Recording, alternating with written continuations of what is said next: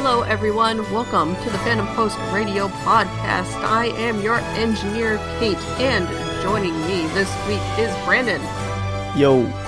Kestrel. Hi. Mark. Hello. And Kane. Hello, hello.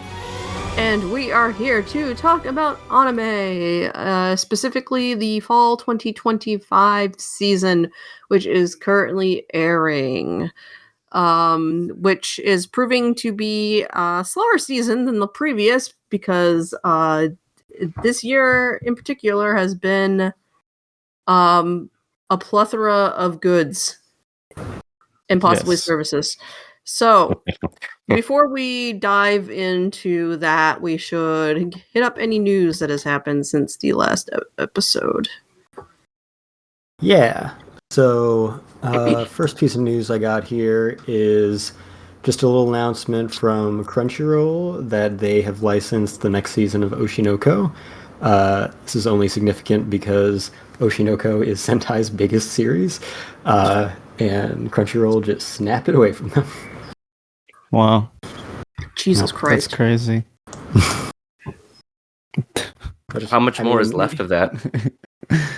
Like, how many more seasons are there going to be? That's a good question. I'm not sure. Might poking high dive with a stick. Fight back. Yeah, I mean, the post-ADV companies have kind of always been dead on arrival. But now it's just like, oh, Sony realized they missed a big show. They can just outbid them and just take the future seasons of it and leave them with nothing. Especially since I think it's Kadokawa, and Sony now has a major stake in Kadokawa. Yeah. Gave him the "there will be blood" treatment. Drinking the milkshake.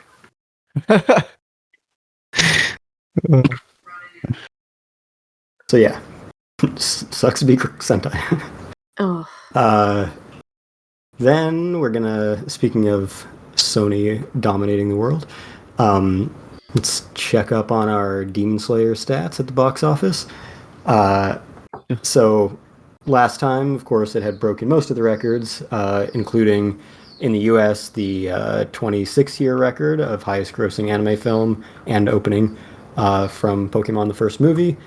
Now it broke another almost the same length 25-year record of the highest grossing international film, which was Crouching Tiger, Hidden Dragon from 2000.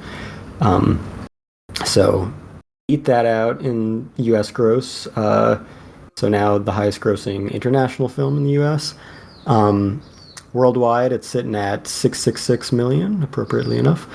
And yes, in terms of it, actually in Japan, still has not beaten Mugen Train. It's still in theaters. It's still very gradually working its way up, but that is kind of the one record it hasn't beaten is its gross in Japan itself.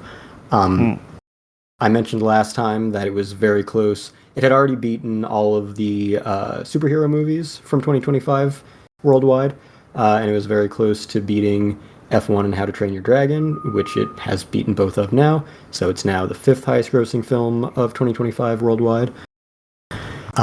And then just looking at R-rated movies, of course, it had immediately beaten Mugen Train as the number 1 highest grossing R-rated animated film of all time. It's also the just 9th highest grossing R-rated film of all time, period. And not far from a couple ones right above it. So could keep climbing up that. It is the only...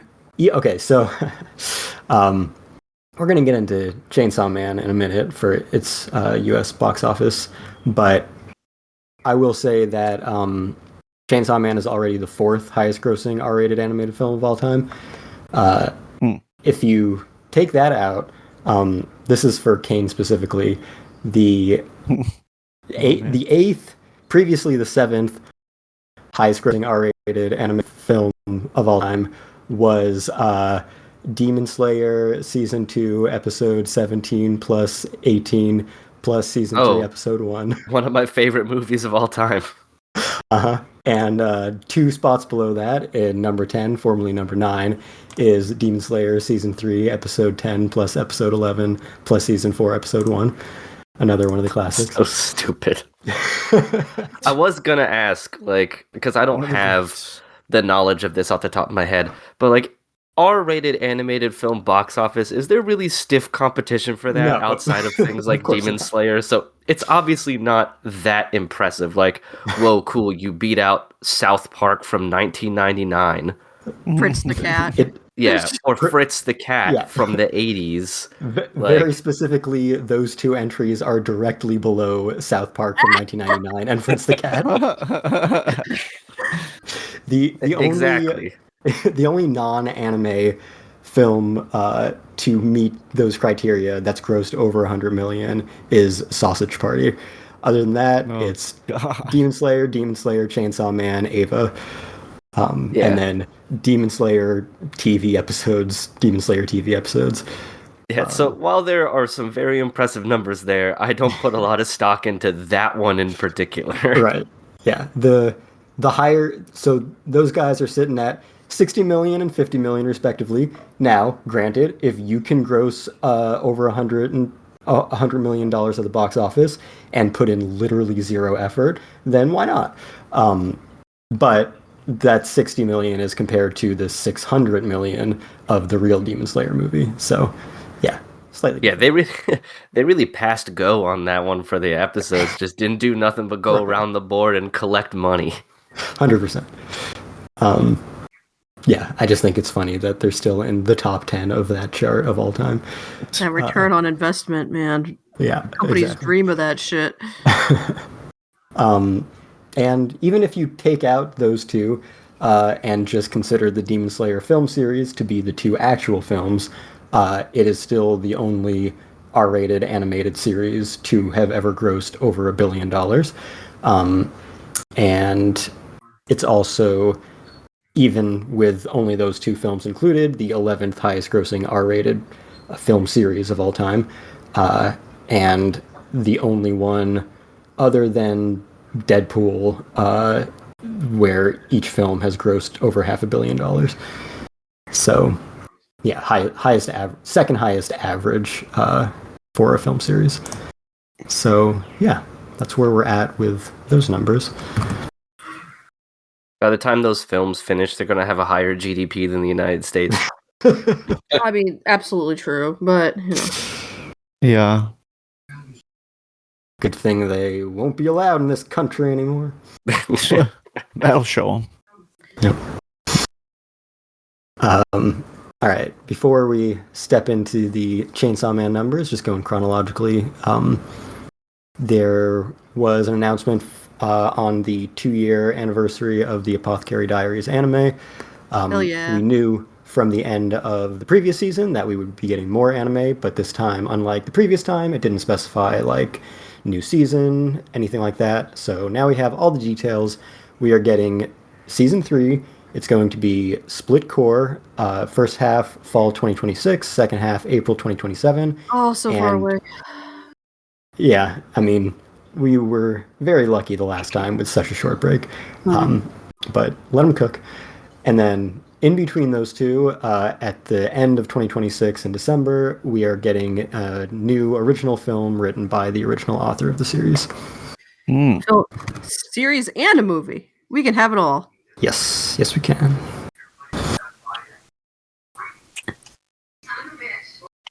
Very exciting. Very exciting. Mama Supremacy. And Chainsaw Man. So this movie, Reze Arc, has been out in Japan for a little bit. It got its, I don't know if that it was a US premiere, maybe just West Coast premiere at Animation is Film, which I got to see. And then that was only a few days before the theatrical release in the US. So that was just this past weekend. So technically, Chainsaw Man is the #1 movie in America right now, because it goes based on the previous box office weekend. And it was $17-18 million opening in the US. Like I said, it's already at number 4 for highest grossing R-rated animated films. Oh yeah, I guess I should say for Demon Slayer, the current U.S. box office gross of that 666 is 132 million. So Chainsaw Man is currently sitting at almost 20 million in the U.S. and over 110 million worldwide. And yeah, I think that's pretty much it for its impressive box office numbers at this moment. So definitely not in the same stratosphere whatsoever, but we did have 2 consecutive months with anime movies topping the US box office, so it's pretty good. Yeah, do we know what its production budget was? Or anything like that? Like, to know when it starts making profit? I mean, I'm assuming it has already, but... yeah, I'm sure it already had in Japan. I thought it was somewhere around 5 million, but it's definitely in the green now. Yeah, I mean, if it's 5 million, then it's doing very, very well from that. Yeah. It's like 4 million. Yeah, so it was over 110 million. Yeah. So yeah. And it's beautiful. Yeah, because at that point it'd have to probably it started making profit at probably like 9-ish million, 8 million or so, depending on how much they spent marketing on it. Right. Yeah. Yeah. I feel like this movie is it's like an actual story arc or like a summation. Okay. It is the Demon Slayer model. It's the next arc in the story. Cool. I'm a fan of that. Yes. Yeah. Without an episode tied into it kind of thing. It's just a standalone arc within the story. So like Mugen Train. Right. Yeah.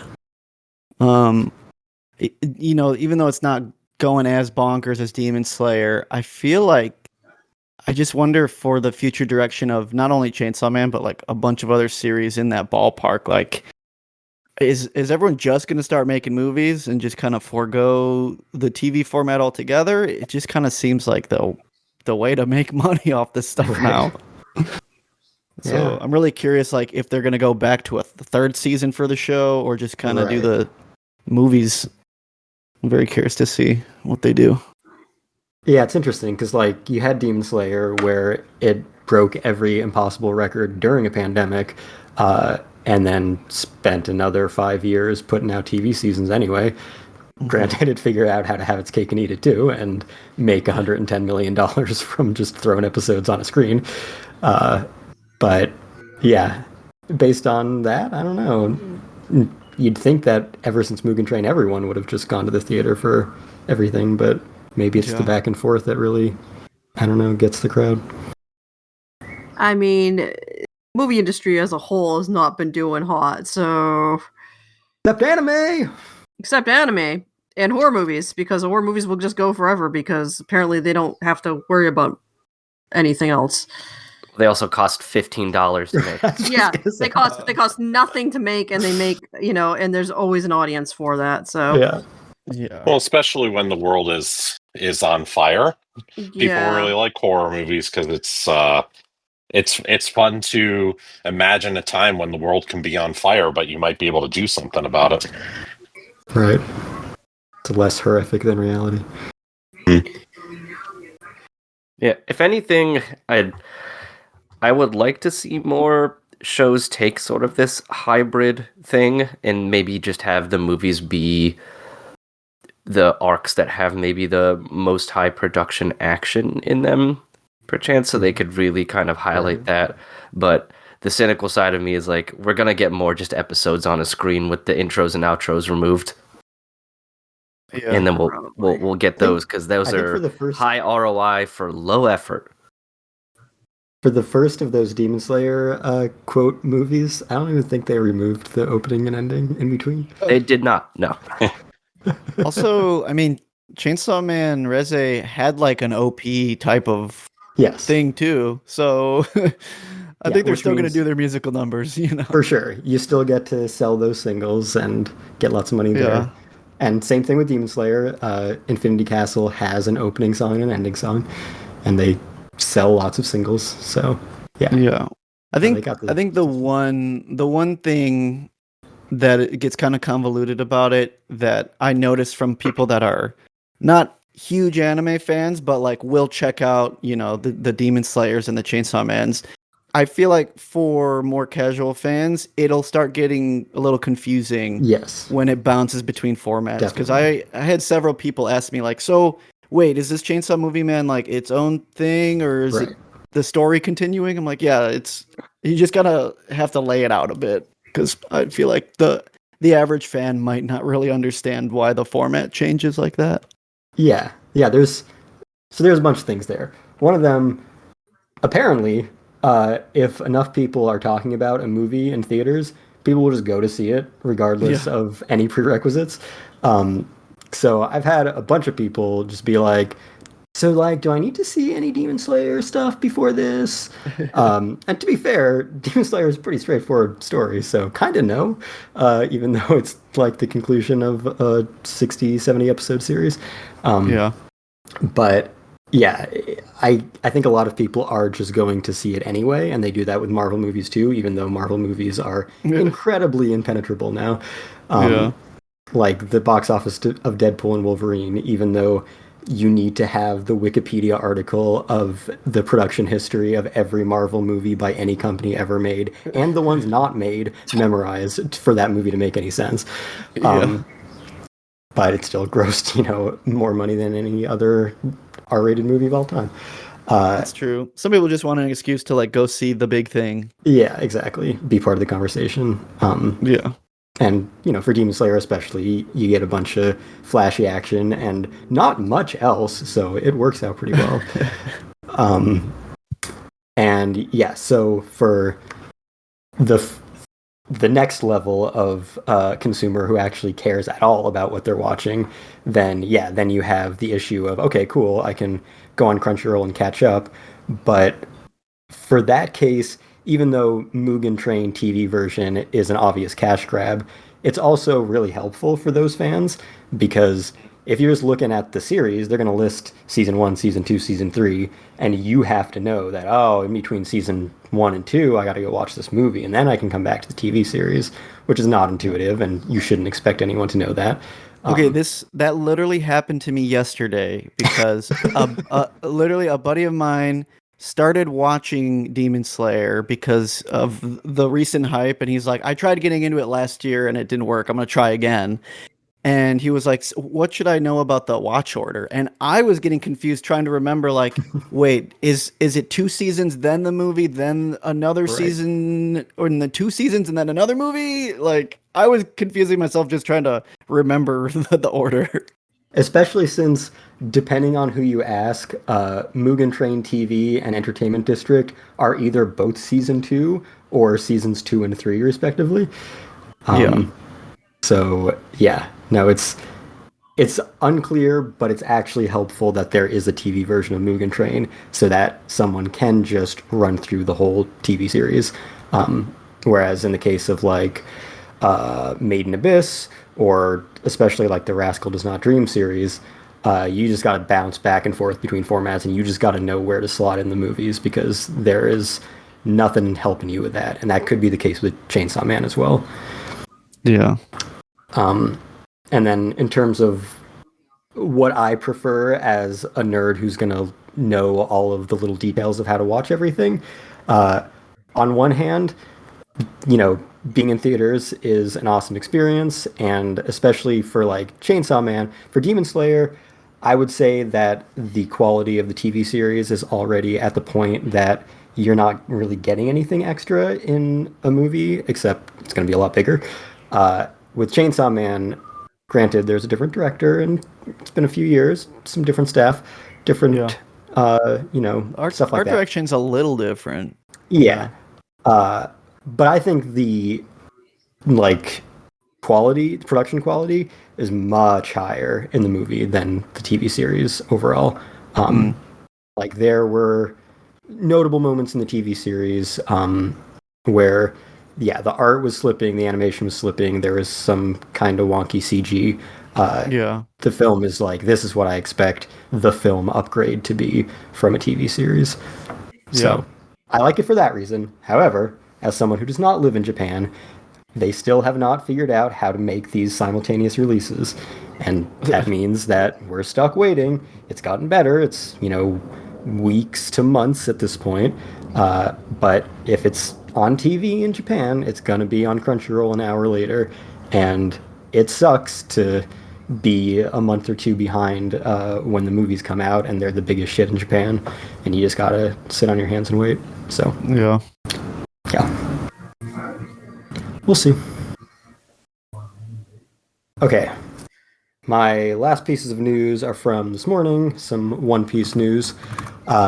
First piece there is a little update for the main anime. Still no update on the One Piece.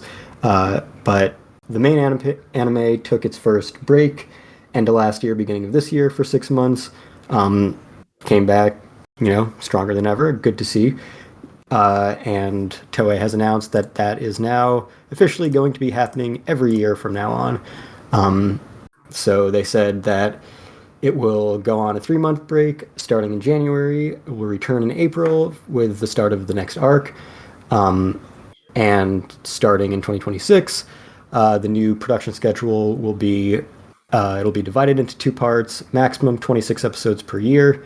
And they said they're incorporating more content, tempo, and pacing of the original manga, which, sure, you definitely get better pacing when you don't have to make an episode every week. So, yeah. I mean, I see this as only a good thing. So, yeah, it's crazy it did take this long, but, yes. Yeah, it took exactly 25 years to the day for it to take its first break. Holy shit. And then, now it realized that is a good idea. And like, wow, that felt pretty good. Right. I slept. I haven't done that since the 90s. But the stories were true. One Piece is definitely like the last holdout of the old shonen adaptation model, just by virtue of it never having ended, where the rest of them all did. Because for the past decade, basically, you had kind of My Hero Academia was the first one that established, like, okay, we're going to be a normal Shonen Jump anime adaptation, but it's going to be seasons. And then, obviously the success of Demon Slayer and being able to have that level of quality, pretty much everything in the 2020s for new Shonen Jump anime adaptations has followed the seasonal format. So, yeah, it kind of makes sense that it's not exactly seasons, but realize that, yes, taking breaks is okay. The time slot will be here when we get back. We can produce much better quality. Fans are expecting that. It's good for everyone.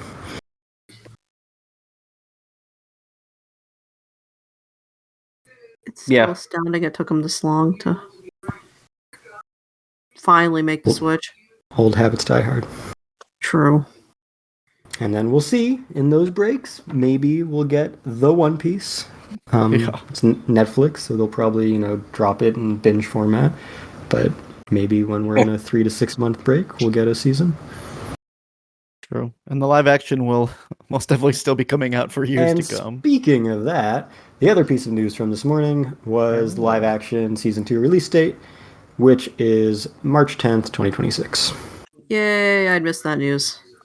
Yep. Everybody had assumed it was spring, so that lines up. Right. And they already said it was next year, so no big announcement, but yeah. Huh. That's all I got. Yay. Nice. Alrighty. Well, I think it's time we shift into the season here and we talk a little bit about what's currently on the air. So, I know the kind of one of the big stories out of the season is just how bad one particular anime is. I think to not many people's surprise, given its trajectory and its rather downward spiral. And we'll get to that a little bit because one of our co-hosts here is putting themselves through the gauntlet of sorts. But I think it's best if we started off with something that's a little bit of a higher quality, maybe get this shit sandwich tasting a little better. So we'll start with everybody's favorite superhero anime and the final season of My Hero Academia. Is this actually the final season? I mean, Is it gonna be done? probably. I think The manga so. has been over for a while, so, and it's only got, like, what, 1 or 2 cores of content left, so Yeah. I hope so. I think at most they could squeeze it to make like a movie at the end, but I think it can just be finished in the season's format. It's true, it's not a lie if you say final season and then have a movie. Yeah. But yeah, it's also pretty awesome because I mean, is this the first season since like season 2 or 3 since they weren't already making a side by side like non-canon movie with the TV show? Let's see. Your Next was last year, so season 6 didn't have one, I don't think. Season 6 was Okay. good. Yeah. Yeah, that's true. But yeah, I feel like there was definitely a point for me around the middle, like 4 and 5, where Mhm. you can tell they were really grasping at straws, like sending everybody which way to do both a movie and a show simultaneously. But I mean, you can really tell already that this final season is just kicking on all cylinders. And I mean, they've already shown some of like outside of the movies. I think the 3rd episode showed some of like the craziest animation this show's ever had. Which, very high bar for the series, but yeah, I think that episode in particular, it's like, I feel like every episode of this season is the best episode we've ever gotten of the series, but I think episode 3 in particular is probably the peak of what we've seen so far. Yeah. I feel like there is it's kind of hard to look back and kind of remember the reception of the ending of My Hero, but I feel like generally it wasn't as dogpiled on as some other ones. So I'm generally looking forward to how it ends because I think this like final arc and big fight was generally paced pretty well. So yeah, I mean, so far it's been amazing. So Yeah. which I feel like I haven't. I guess yeah, last season was pretty good too, but like this really feels like I'm like fully back on the My Hero train. Yeah, I think like my initial honeymoon phase with My Hero was, like you said, seasons 2 and 3. And season 4 was like, all right, this is fine. Season 5, I almost dropped it for good. Yeah. Season 6, definitely way back up there, way better. Very good to see. Season 7 was fine, but yeah, every single episode of this, especially episode 3, but just week after week, I've just been blown away. This is how I felt in 2017, 2018 with those seasons, and now, I've gotten very disillusioned by it and seen, at the time it was a very impressive jump anime, right? We didn't have a lot with that level of animation week to week. Now that's kind of become the standard, is make really lavish adaptations of popular jump series. But yeah, the animation, the direction, the emotional investment, the intensity, just everything about it has, like you said, been firing on all cylinders from the very beginning of the season. Yeah. And I think the anime also helps a little bit with the because I feel like one of the hard things to juggle with a series like this is the insanely huge amount of cast that they have to like try to cover. And I think there were parts during the final arc when the manga was still going where, I mean, the week to week reaction could like bounce from one end to the other because we'd be like covering the All Might All for One fight and it's getting like so hype and so crazy. And then they'll like, oh, here's a quick chapter on Spinner versus like Octo Guy or whatever. Or like they'll do like a one-off chapter to highlight one of the other students having a conflict. And I feel like that kind of was a whiplash for a lot of fans that didn't land always, but the way the anime is able to like pace those chapters within the context of the greater fight has like made it a lot easier to take it in as a whole rather than like as a chapter by chapter or episode by episode basis. Yeah, so. I never read any of the manga actually, but I think that definitely makes sense in terms of both, the fact that as long as you don't have to adapt a manga series every week for 25 years, you can easily fit 2-3+ chapters in an episode. So that gives you more variety right there. You're going to get some of whatever you care about. And with retrospect, when it's not a mangaka who needs to pump out 20 pages every week, you can have the retrospect of like, okay, how did this work in the pacing of the original, and how can we kind of chop it up and frame it a little bit better in this format, which of course, Bleach has been doing exceptionally. So, and I think, obviously one of the advantages of One Piece going to something closer to this format is that it will finally get to do some of that, because for the past several decades, it's needed to adapt a chapter or less a week, because you need to pump out 4 episodes a month and you're getting 3 chapters a month. So you're going to catch up real fast, and there's no space for filler. So you got to get that pace in real slow, even though they've been doing a very good job for what they're working with. So yeah, I'm excited to see that for that series as well. Yeah, definitely. And I think this season of My Hero in particular is one of the things I thought about when I saw that One Piece news. Was like, oh, awesome! Like it'll feel like properly paced, as opposed to like, yeah, let's stretch this one page for about 5 minutes. Yeah, exactly. So do either of you read the manga? I'm sorry if you mentioned it earlier, or I've read it. For My Hero? Yeah. Yeah, I read it when it was being released. Okay, so my question is, would the low quality of those seasons in the middle have been almost unavoidable? Like, does the manga have the same arc? Because then I'd be curious as to what could have been done other than just trying to like lavishly animate mediocre content, like from the actual story itself, or was it just a poor adaptation? Because it's an interesting arc that there's like the first season or two were really good, and then it kind of dipped, and then it got good, and then it really dipped, and now it's good. And it makes me wonder if that's as much of just the story itself. And when you're, not saying that this is true, but garbage in, garbage out. Yeah. So, personally, I think it more so lands on like the anime production's decisions rather than the manga's like arcs itself quality, because one of my favorite arcs of the manga was one of my least favorite arcs in the anime, which was like the My Villain Academia backstory part.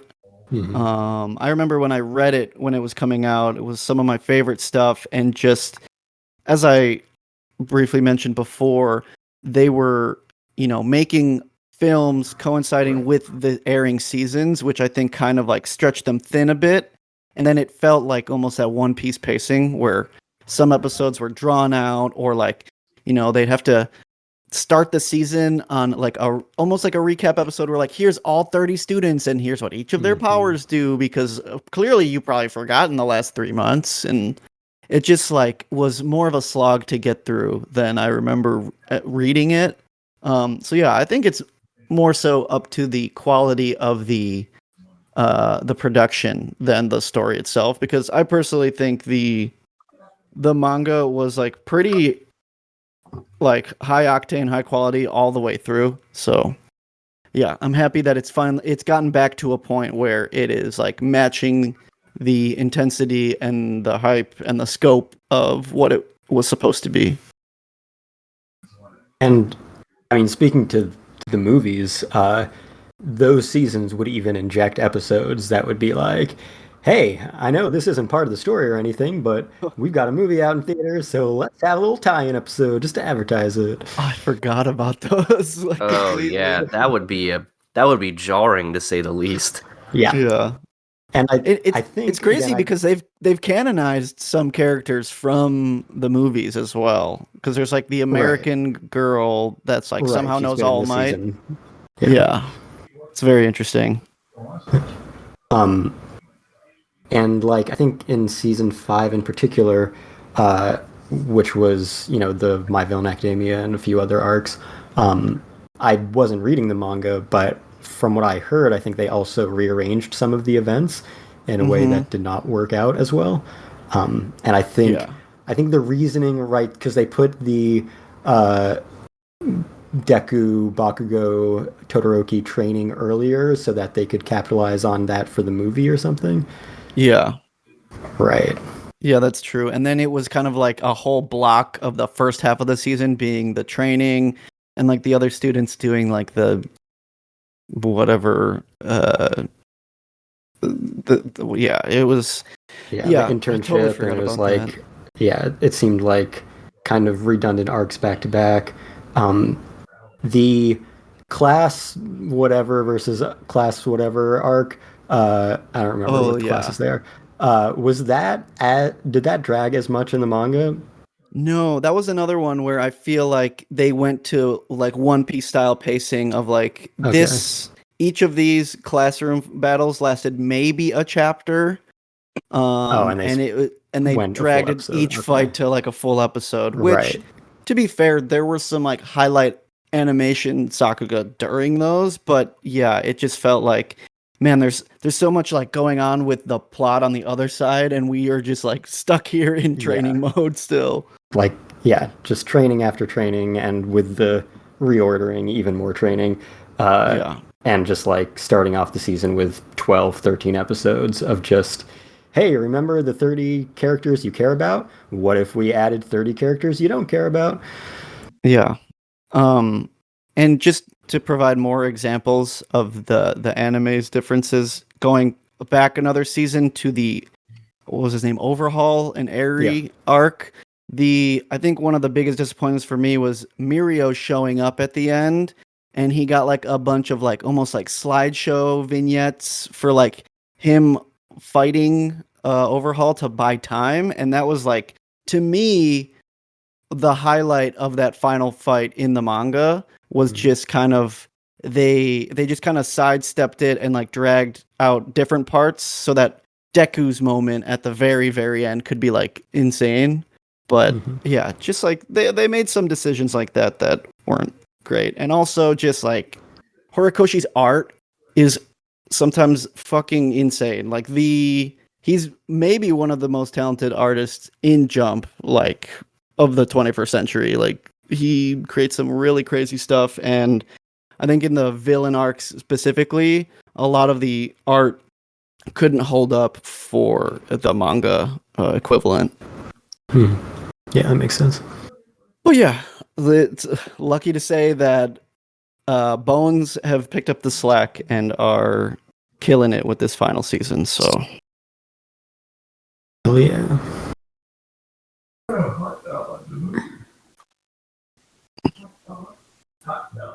Nice. Yeah, that's another show that I'm like, maybe I should go back to someday, but then it also sounds like there'd be unavoidable slogging. Yeah. So maybe I'll just read the manga. Yeah, it's just, I mean, very long in general at this point, but it'll have an ending, so that'll be cool. Within your lifetime. It will actually end. Yeah.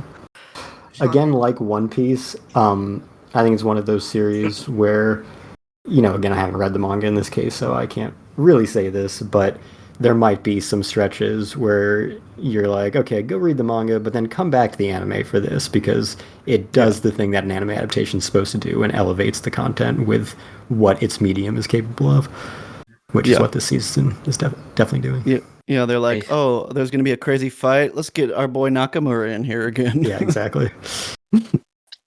Basically give yourself a mixed media experience. Right. If you can deal with that, which I know a lot of people can't. I've done it before. I did that for Demon Slayer because I didn't want to wait, fucking a decade for these movies to come out. Fair. Man, everything I like about Demon Slayer is an anime thing. That's fair. Yeah. I think that's most people's consensus. Yeah, after reading it, it's fine, but yeah, the anime does a lot of the heavy lifting. Yeah. But I just wanted to see the ending because I was like, by the time these movies come out, there's a chance I just won't care anymore because of how long it's been. Might have passed away of old age. Yeah, that's true too. That's true too. Or the movies are not allowed in the country anymore. So I couldn't even see them anyway. True. Absolutely.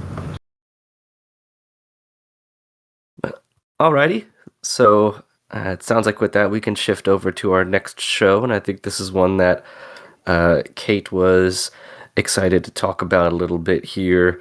So we're gonna discuss a little bit about To Your Eternity with its new season airing currently. So,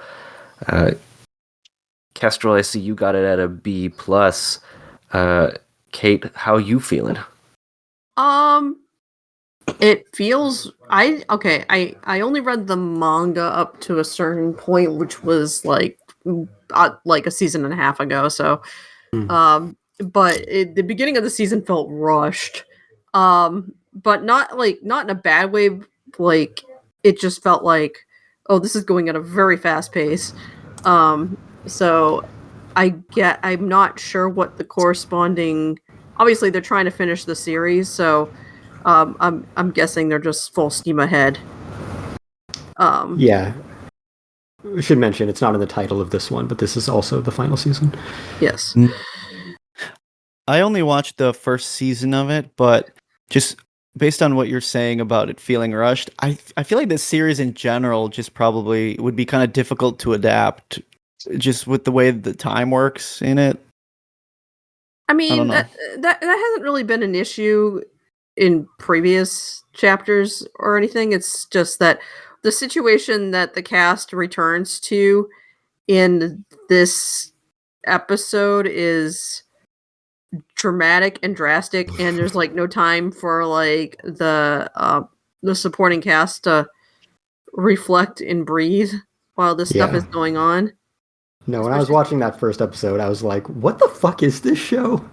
It's like, it's a completely different show from season to season, especially this time, especially in the first episode. It's just, so quick to change everything. The first episode was so maddeningly fast-paced, it was hilarious. Like, I'm like, okay, this crisis that Fushi is going through where he decides to turn himself into a pufferfish probably had more impact in the manga, because he was going through it, but it's played as like a gag here that is quickly resolved. It's in like modern-ish times now. Yeah, it's very obviously modern Japan, except not Japan, because the history is different, and the countries and languages and stuff are different. Oh, okay. Yeah, and I don't know. It's kind of hard to talk about this without spoiling everything that came before.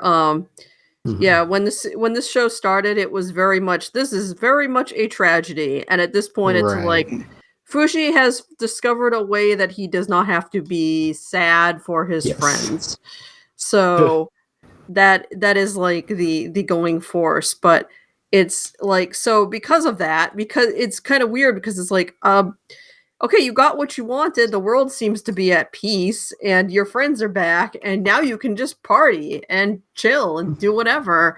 And so obviously it's like, well, we can't really follow what's going on here, because these people are just like, life is good. Now what? We got to go to this secondary cast who has all sorts of red flags being thrown left, right, and center on it. So yeah, and then I realized in the last episode I watched that one character appears to be the reincarnation of a character from way back in the series, and that opened a whole can of worms I had not expected in my brain. So, which I don't know if Kestrel's picked up on. About who Hannah apparently Hannah, the lesbian. Oh, I guess not. No.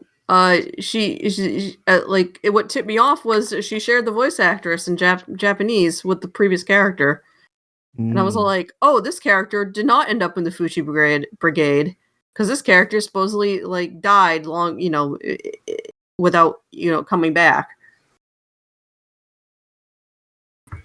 Okay. Yeah. I mean, it's also like I don't know how long's it been since the previous season. It's been a minute.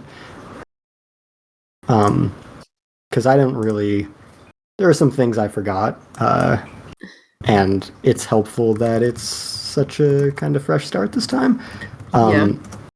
But yeah, definitely some particular plot threads that when they go back and reference them, I'm like, oh yeah, I vaguely remember that from like 2021 or whatever. Yeah, it's like, oh, I kind of remember what this dude's deal was and why he doesn't have teeth. Right. Yeah, there's a lot of interesting characters with interesting quirks. I'm kind of disappointed that Fushi keeps resurrecting Gugu without like a face. Apparently, what the fuck is up with that?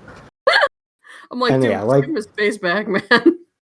Like what you were talking about, it was an issue of mine with the previous season about how they kind of, killed the weight of death, and especially given how important it's been throughout the series up until that point. And yeah, it's also still, at this point in this season, even though some bad shit is going on, nothing feels like it has the stakes of the previous season yet. I'm sure that will change. But yeah, it's mostly just kind of Fushi drinking boba, having a good time, and fixing problems. Yeah, he discovered bubble tea, and that's like all he does. Now he's just walking around permanently with a bubble tea, which is weird because he just generates a bubble tea for himself to drink out of himself. Because that's a capability that he has. Like, it's just make matter, repurpose matter. Anything he's touched, he can make. So yeah. Yep. That's funny because I knew it was in the modern times because I was like beforehand just looking up stuff for thumbnails as preparation, and I saw a picture of Fushi drinking boba. I was like, okay. That's every frame of this season so far. Yeah, he's just walking around saying cryptic shit and drinking boba and freaking out because his friends are back. He's like, gang! I love that the best fallout we got from him resurrecting everybody and just unceremoniously dropping them where their previous countries 600 years before was them like freaking out, and then when they finally find him, they just like several of them just beat the shit out of Fushi because they're like, you dumb fuck, what the fuck did you do that for? That was Carthetic, so it's like so everything learned something by now. Everything is just kind of working out too smoothly. Like, no one is trying to hide the fact that there are these incredible supernatural creatures, and after the first few seconds, no one really cares in the modern world. And there have been no repercussions like there was going to be for 5 minutes, but then, they've got Bone, and he still has these massive connections after hundreds of years, so he can just bail them out of anything. Yeah, he was intelligent enough to make a cult that would last the centuries. They wouldn't have to deal with this shit when it ever came around. It's just a modern secret service based on that's still completely functional. Yeah, that was pretty funny. And then there's just I don't know. There's so much weird stuff, and it's so stockpiled into these first few episodes, and then in episode 3 comes around, and the ending of that was just like a fucking gut punch. I'm like, oh yeah, we're back. Right. I was like, here we go. And I guess that they are good stakes in general to have. It's just that after season 2, it seems it's a different kind of stakes. It's more intimate, more personal, which I guess is maybe better because I didn't love season 2 that much. So I'm interested to see where it goes. But it does seem like the solutions have become so grand because the problems were so grand. So now with less grand problems, it seems like it's going to be difficult to get invested in, oh no, how are they going to get out of this one? Well, that was always Fushi's weakness was how to deal with people in a natural way and That's people true, problems. Yeah. So, it's like very clearly he still has that issue considering he thought there was no problem with dropping people straight into the present. Poor March waking up in a fucking museum of her dead culture and just mannequins and shit. I felt so bad for her. I was like, that was cruel.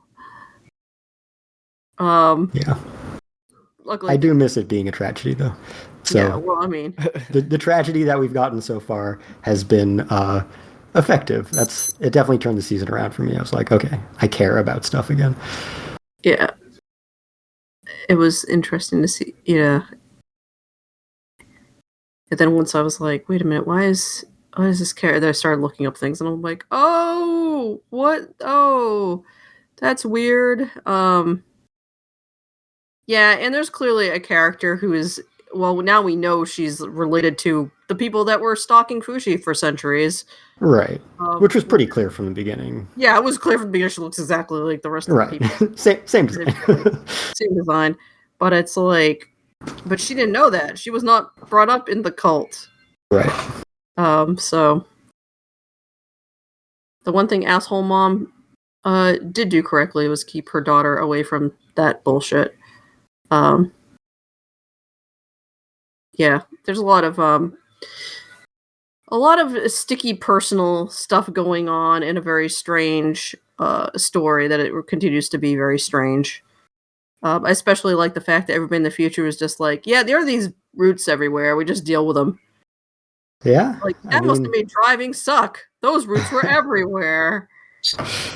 It is interesting, like, okay, it's essentially modern Japan, except not, and there are these little differences, like all of these roots are just everywhere and constantly grow back immediately. But you'd think that modern science would have gotten a little bit closer to, like, the origin of them. Well, then you have to wonder, it's like, how much of that was tied up in religion or whatever. Yeah. Which nobody seems to believe in anymore, which was very much felt like a very modern Japan situation where it's like, yeah, we have all these kami, but nobody actually believes this shit. But it's cool. So we still go to shrines and like pray and shit, but nobody actually believes this shit. And it felt very much like that continued. But they were just like, yeah, there was a god person thing, but could be myth. Ignore these roots everywhere. Shows up in the middle of Tokyo and everyone's like, oh, okay, that's neat. They're like, oh, you're cool. Yeah, the world's most jaded population of human beings ever. Anyway, To Your Eternity is back, and it's weird as ever. So weird. So weird. What a weird show. Yeah.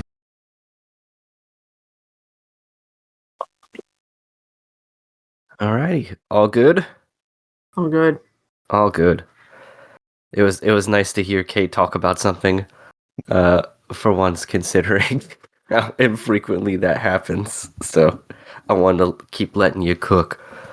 I still miss Brewery Rocks. I wish there was more Brewery Rocks to watch. Is that done, or just that season's done, and it might just be like that's all you get ever?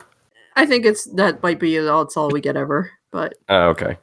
Doesn't feel like the sort of show that would get a second season, but it should. It should. You guys could write a sternly worded email.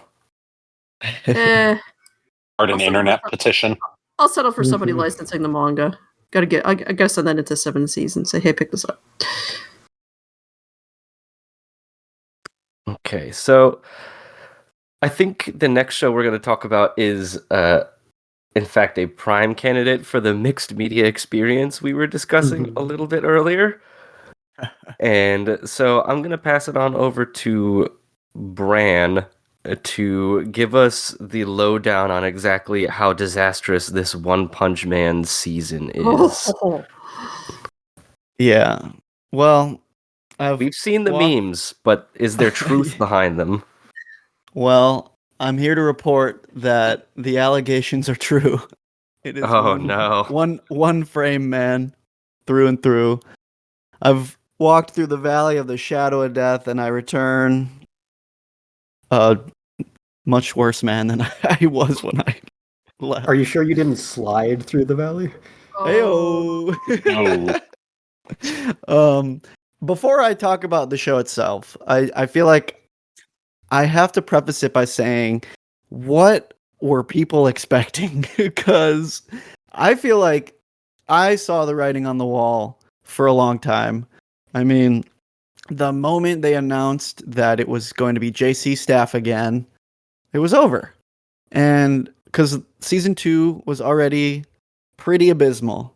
And to be fair, the Madhouse season 1 was like lightning in a bottle moment that like ruined the chances of anything after it being any good. But the fact that before the anime even aired, there was the JC Staff announcement, and then crickets for I think over a year. Mhm. And then we get maybe 2 PV trailers within like a month or so before the show is starting. And that's all. Like there's very little to show for it right before the show's coming out.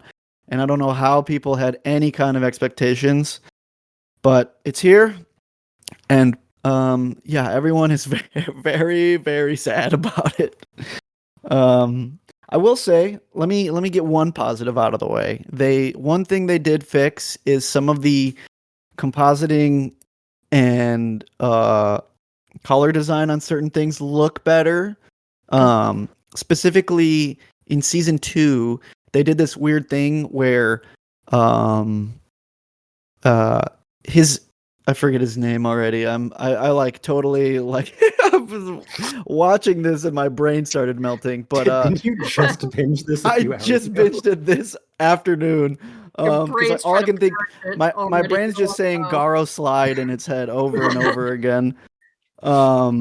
Shit, what's the robot guy's name? What am I Genos. forgetting it? Yeah, Genis. Like in the second season, the metal on his arms was like a really weird, shiny, metallic. It just like looked very bad, and they had a lot of Yes. weird textures like that in the second season that like looked very clashing with the art style. They fixed that. He has like a more flat design that like makes sense with the art direction. And to be fair, the art itself looks good as a static image. Mhm. The issue then lies in that the majority of the show are static images. And it's just like you don't really even have to know too much about anime to tell that like very minimal effort seem to have been put into a lot of what's going on here with like, you know, very clear shortcuts of, okay, character walking toward the screen, let's just like slowly enlarge his PNG and also just like shake it up and down as it comes towards the screen. Or, you know, character yelling and like no background and just like, you know, shout lines. Just for a show that is very much reliant on its action, there was very little action within the first 3 episodes.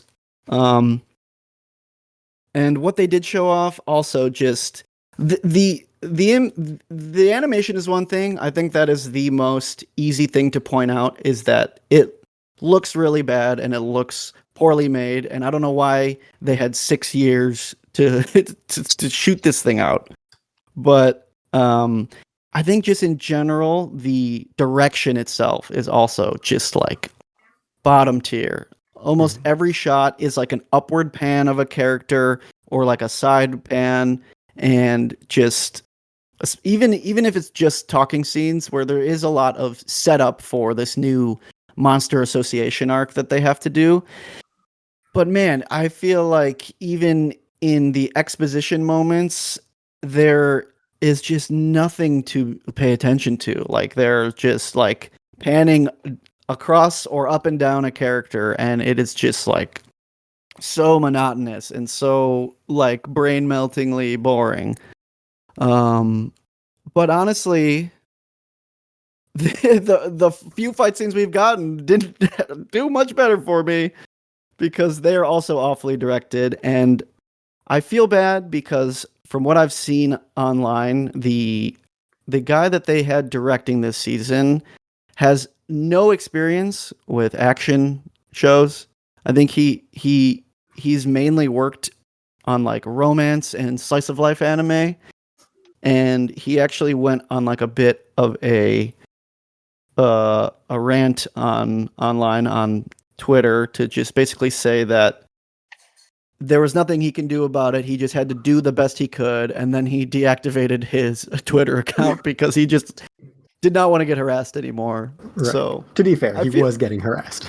He was getting harassed a lot, which that isn't cool because, like, I mean, if whoever decided, Bandai and whoever, that was like, oh yeah, this is how we're gonna handle it. Like, they clearly put no love and care into this series, and they are just like riding on IP value alone, and it is just so incredibly sad to the point that the online like lash back to it has been incredible, not only in the way that people are memeing things like the Garo sliding down the green the hill. Yeah, the hillside. The hillside slide.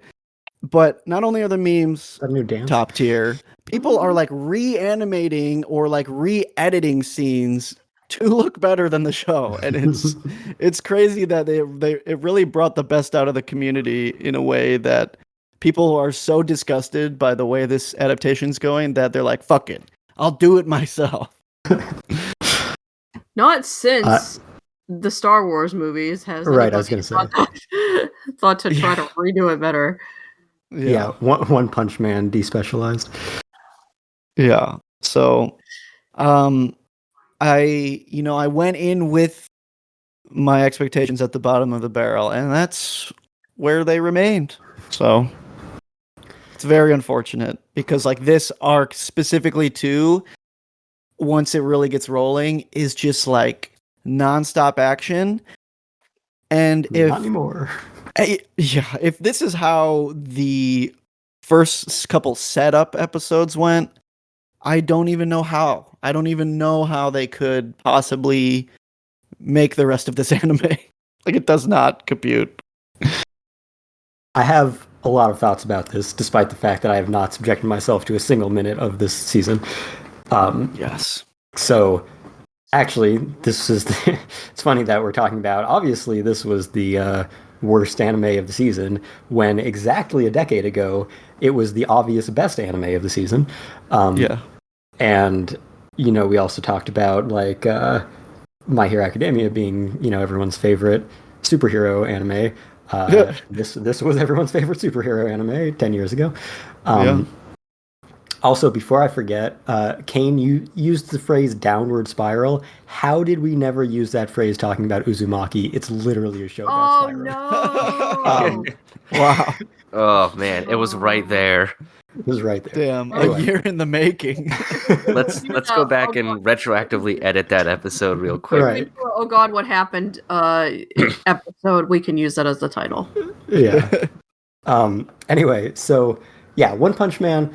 So because it just turned 10 and there wasn't a lot else in 2015 that I cared that much about 10 years later, I recently wrote a 10 years later article about it, about the first season, and some of the retrospective of the decade since then, and the second season, what happened, looking forward to the next.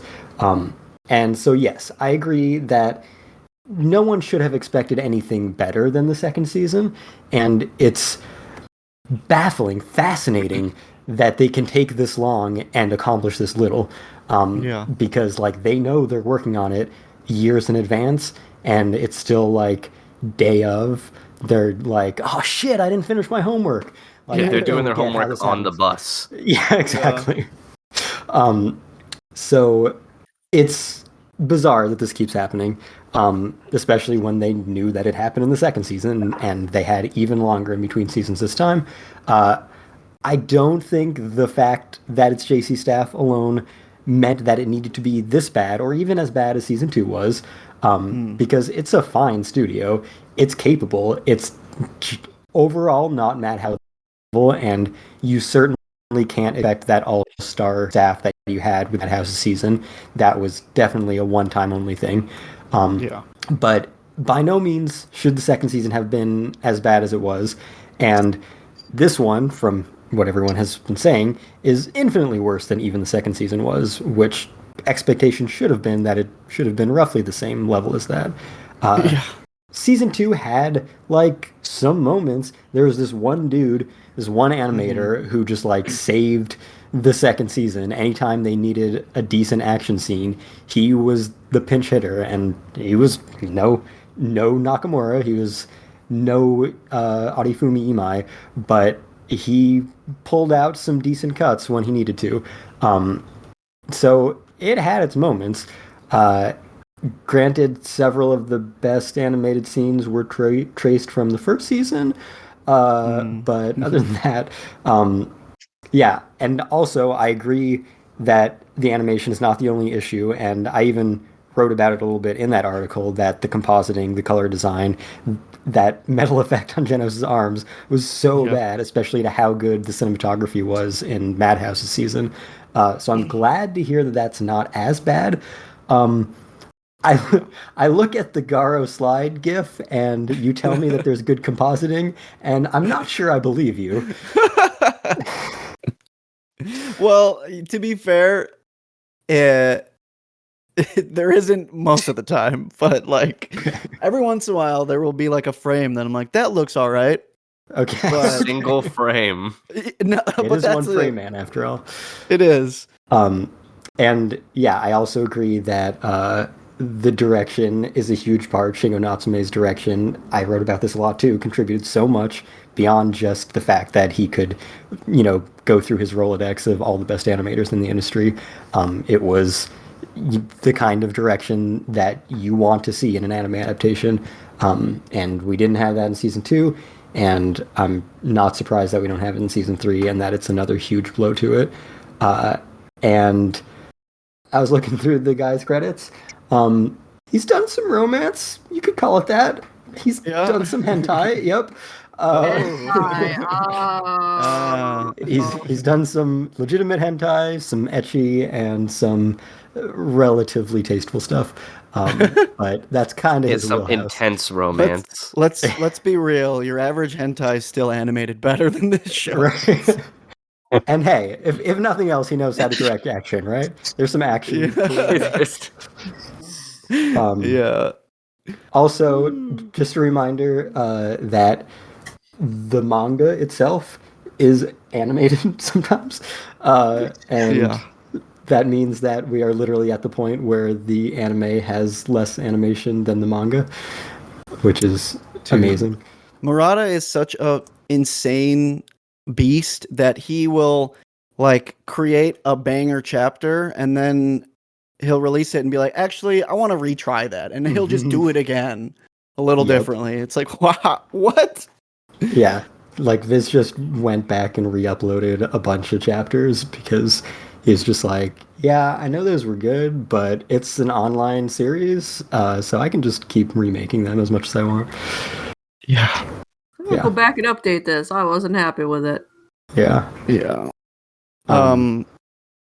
Just another, like I'm glad you brought up Shingo Natsume, just because it's like the animation alone is one thing, but the fact that like the camera itself has maybe 2 ways of moving in this season is just like so mind-numbing to watch. It's just awful.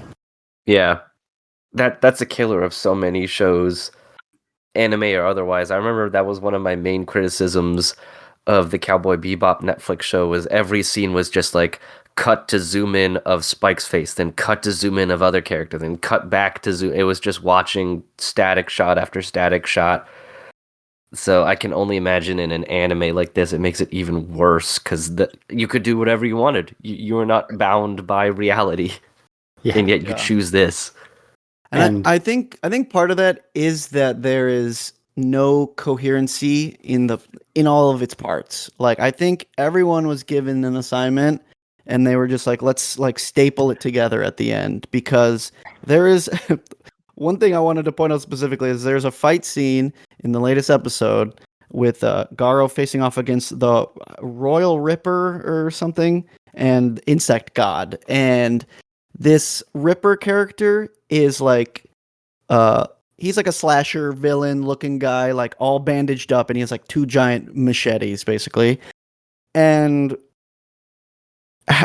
throughout the fight scene in the anime, some frames he'll have tits and some he won't. Like they literally just like transition the character every couple of screens, and I'm like, was somebody animating this not told who this character was? Wow. So it sounds like the editing was even completely off the rails too, where they're just like, yeah, this looks like a show. Yeah, these two parts look like they belong together. Another thing that I'll point out is Saitama specifically. I know as a character, he's a very kind of laid back compared to like the more, rambunctious people in the cast, but it feels like his voice actor is also just phoning it in for this season. Like, I know he's supposed to be kind of monotone and melancholy, but I don't think he's shifted pitches at all the entire show. He's like reading straight across, and I don't know if that's a failing of like whoever the director is for like telling him how to say his lines, or they're just like, just read, bro. Like, yeah, there just seems to be such a lack of care on every level for this show, and I mean, everyone is going to point at the animation, but it's just every moving. No, I shouldn't say moving. Every part of this production is just failing, and there's no cohesion, and it's such a shame because, like you said, Kestrel, a decade ago, this was the gold standard for an action series. And another thing, by the way, I just looked it up, and there is a different sound director even from season 1 to season 2 and 3. So, yeah, you had a different director, different sound director, and probably say you were like, well, we already know this is a pile of shit, so why bother? Yeah. But since you brought him up, the sound director also sucks because there's like a double ninja fight in the third episode, and it was doing this thing where it was like recycling a punch sound during like a 10-second like punching spree, and it was just like, it felt like a YouTube poop. Like I was literally watching a YouTube poop, or like David Lynch doing something like crazy and silly. Like, it's insane. Well, now everyone needs to watch it. Yeah, maybe One Punch Man 3 is I'll call it Lynchian, and that'll get people into there it. You go. Yeah, I mean, if the director sucks and the sound director sucks, those are the two people in charge of directing the voice acting, so it makes sense. Yeah, the other thing is, the tragedy of all this is that we know the good route that this could be, and that's Mob Psycho. That's the adaptation that got consistent, incredible all the way through. And granted, that actually has an ending and only took 3 cours, which obviously is not the case here. But that is the good end for One Punch Man that we never got. Yeah. Man, well, maybe when Bones is done with My Hero, they can schedule in a One Punch season 4 takeover. Please. And that's the thing. That's another thing is like, I didn't want season 3 to be good. It was very clear for a while that it was not going to be good. But I really didn't want to have to tell people, all right, watch season 1 and then read chapters X through Y and then watch season 3 because it gets good again. Because that's a bit too much of the mixed media thing. So I didn't want it to like bounce back that much, and it became pretty clear that it wasn't going to. But yeah, it's definitely one of those 12 episodes, and they can't. Yeah, they're sorry, I'm just repeating myself from this article. But you can't match the level that season 1 was at. Nobody can. I don't think it's possible anymore. Nope. So that's already like a death sentence going into it. and season 1 already had like this massive wall in front of it of how are we going to make this look better than the manga looks, because as we mentioned, Murata will just fucking animate chapters, and they accomplished it, and few teams could have. So now any future season has both of those walls to overcome and try to live up to, and at least one, if not both, are impossible for most teams. And we've just been getting the worst possible teams on them, and the worst production budgets and timelines and coordination. So yeah. They were kind of doomed no matter what, but then they just went full in the opposite direction, as bad as you can get. Yeah, I remember before they officially announced that JC Staff was on it again, there was so much copium going around that people were like, "Oh, it's Matt House is back," or Mappa. I feel like a lot of people were on this they Mappa convinced themselves that Mappa was doing it. Yeah. And then I remember before that even too, Murata had opened his own animation studio or something like that. That's right. And I tinfoil hatted myself. I'm like, oh my god, Murata's gonna create the next anime. It's gonna fix it. We're gonna be back. But no, it didn't happen like that. The back levels were off the charts, dude. I was huffing the opium. It's like, on one hand, it is impossible for a new studio that he just founded to have produced One Punch Man. But on the other hand, A, it couldn't have been worse than what we got, and B, he could probably draw every single frame of the series and it would actually be incredible, because he's just insane like that. He'll just get bored and create animations on Twitter that are just mind-boggling. So yeah, he probably could have. He's crazy. Yeah, it's nuts. And you know what? I'm gonna keep watching it for the love of the game. You guys gotta know how this ends. I'm so sorry. For the audience out there, a few hours ago, none of us had watched One Punch Man Season 3, and then I called Brandon a coward and told him that I needed him to watch it to talk about it.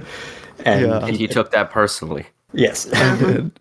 To be fair, I'm watching about 10 less anime this season than last, so I felt like if there was any burdens to bear, this one was big enough on its own. So, what a cross to bear. Yes. Brandon died for our sins. Well, I appreciate the effort, and I look forward to seeing if there's perhaps another solid frame or two. Yeah, I mean, I'll let you know. Given the trajectory we've been going so far, I just can't wait for season 4. It's just going to be a flip book they send you in the mail. Yeah, it'll be like the manga's actually a flip book. That's true. Yeah. One Punch Man Season 3's got nothing on Captain Underpants. Season 4 is just the key visual. They just put it on the screen for 24 minutes a week. And then they play a 64 kilobit per second MP3 of the theme over top of it. Yeah. Amazing. Good stuff. Alrighty. Well, let's shift gears here. I want to hear a little bit about what Mark is watching for the season. So out of the shows that he picked, I went with the Mangaka World show. Completely a mangaka's weirdly wonderful workplace. That's the full title. Okay.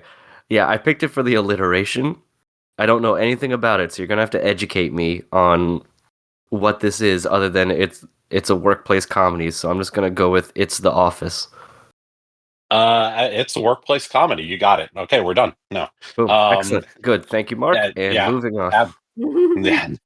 No, it is kind of your I don't know, run of the mill workplace comedy, but it is a workplace comedy. It's about a young woman, Futami, who is getting serialized for the first time as a mangaka, and you know, and she has a huge bundle of anxieties. So you know, things like getting her getting storyboards done on time, getting chapters done on time, you know, just like really drives her up the wall. And you know, it's one of those cute girls doing cute things, workplace comedy kind of things. The the real driver of the show is, as I said, her anxieties, just how much she gets worked up. You know, about various things. The star of the show so far to me has been her assistant, Hazama, who is not.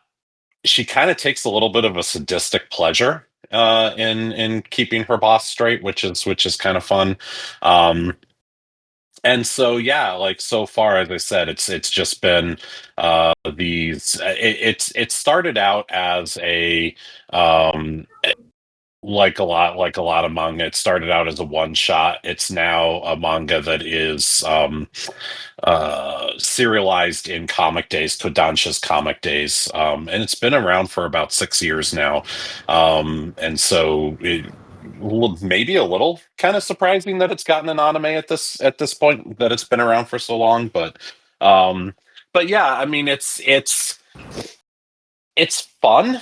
I wouldn't call it necessarily amazing. But it brings a smile to my face every week. It's a good little bit of chicken soup for the soul, but nothing that is nothing that's super challenging, nothing that is you know, not a whole lot of meat to it, I guess is what I would say. Mm. So that's honestly kind of it. Of the handful of things, you know, like I love a good workplace comedy. I love the workplace rom-coms, and you know, so that's the sort of stuff that uh, I kind of latch on to really quickly, and this was one that kind of jumped out at me. And you know, it's in that weird place where I think it's really good. I think it's really enjoyable. I have a really good time with it. But at the same time, there's nothing about it that really stands out. It's just one of those shows that's like, hey, this is fun. It has a manga as a source material or Yes. anything like. Do you know if that's like a 4 coma type thing or something, or if it's more I sort of like don't believe Wotakoi, so. which is the only other workplace rom-com I'm particularly aware of. Yeah, I think it's more like that. I don't think it's a 4 coma. I'm not sure about that. I can't. I haven't read any of the manga, so I don't know. I don't think it's available over here. Interesting. So So I'm not sure. But yeah. But you know, uh, so many. Well, I don't know about so many, but you know, a lot of workplace comedies or whatever. It's like, oh, let's write about a mangaka like struggling like that. That's something that I know about. Yeah. yeah, Like they spin the dartboard and they're like, and the show will be about this. Yeah, it's just like writing a novel about being a writer. Hey, write what you know. Exactly. Fair. Exactly. yeah. So Well, I'm glad you're enjoying it at least somewhat, because I do like looking out for those types of shows as well, just because at least, and I'm first to admit I don't look especially hard, but like rom-commy office culture shows don't turn up very often, so you're mostly getting school-based things and stuff like that. Right. So it's nice to see romance and some comedy elements and things in like adult settings that are a little more relatable, you know, at this point in my life. So maybe this is one that's worth checking out as well, at least a little bit, because it's There's another show that we'll talk about in a bit that I am really enjoying, but there is some stuff that is a little grating to me, and I have to always remind myself to be like, these are teenagers. They will process things differently. So yeah, I've really appreciated and enjoyed over the last few years seeing, the little bit more of the workplace stuff as well. I enjoy a good high school rom-com, but getting back into the more what we would call in the publishing world the new adult stuff. Actual young adults as opposed to what young adult points towards teenagers. I've appreciated that stuff as well, and I think this one fits well. It's just, as I said, it's just kind of fun, in that way. Nothing romantic so far. In fact, I think, not that this necessarily would mean anything, but I think there's only been one male character in the entire thing, and we see him for maybe 30 seconds. So we're four episodes in. But yeah, it. I don't know. I keep saying it. It's fun. I mean, there's nothing wrong with it being light. Sometimes that can be a good palate cleanser. Mm-hmm. Just to have something you can put on and just kind of enjoy without, like, it's engaging enough. Because one of my pet peeves for media is when people say, like, just turn your brain off and enjoy it. Mm-hmm. I despise that term, but at least with a light show, you could still be invested somewhat in the characters and the world and stuff, but you don't have to worry about tragedy striking or 13 novels worth of lore in the background that you have to be paying attention to, etc., etc. The stakes are low, yeah. but they can be important for the episode that stands or whatever.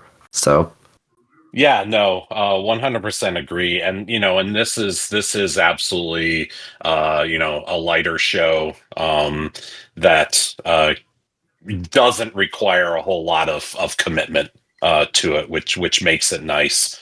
And honestly, kind of like all the stuff that I'm following this season sort of fits in that, which after last season is also kind of nice, get a little bit of a break.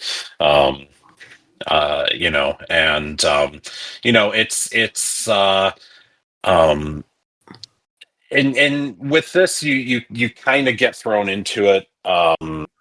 That's not how I wanted to say that. You kind of get like what it's going to be about, like really within the first few minutes. Because the show opens up with she's desperately trying to get a storyboard done at deadline, and she sort of finishes it off at like 2 a.m, and her assistant is like, great, now send it in.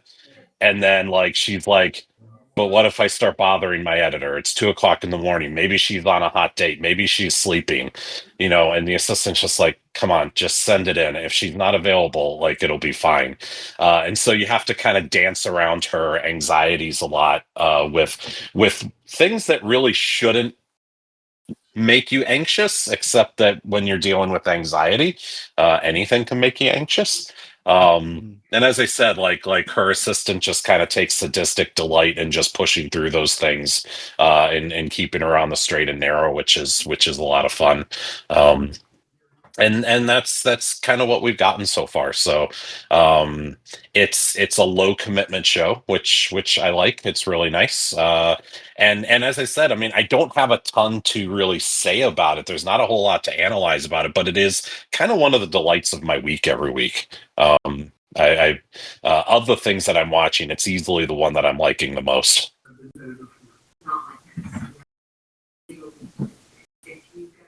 nice. Well, glad you're enjoying it, and it's good to have a chill season every once in a while.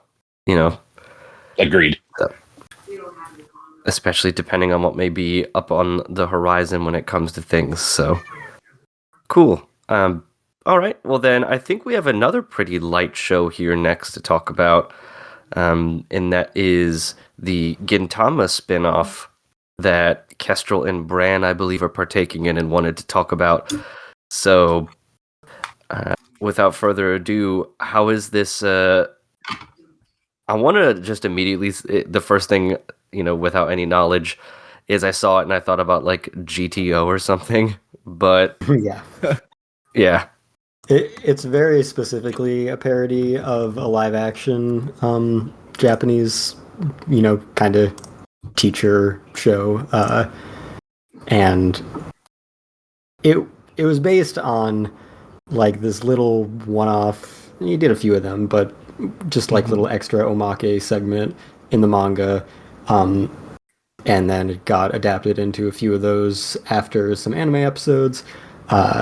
And then someone picked it up for a full spin-off novel series. And then this is the adaptation of that novel series now. So it is an adaptation of extrapolation of parody of this old Japanese teacher series from the 70s. Yeah. And it's so very specific. So before this, before we started recording, Kate was like, the gag spinoff is not that great. What a surprise. No. Gintama is a gag series.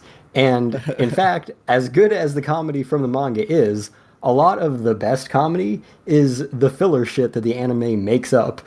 By no means should it inherently be any weaker for being a gag show, which it always was, or an original story not being written by Sorachi.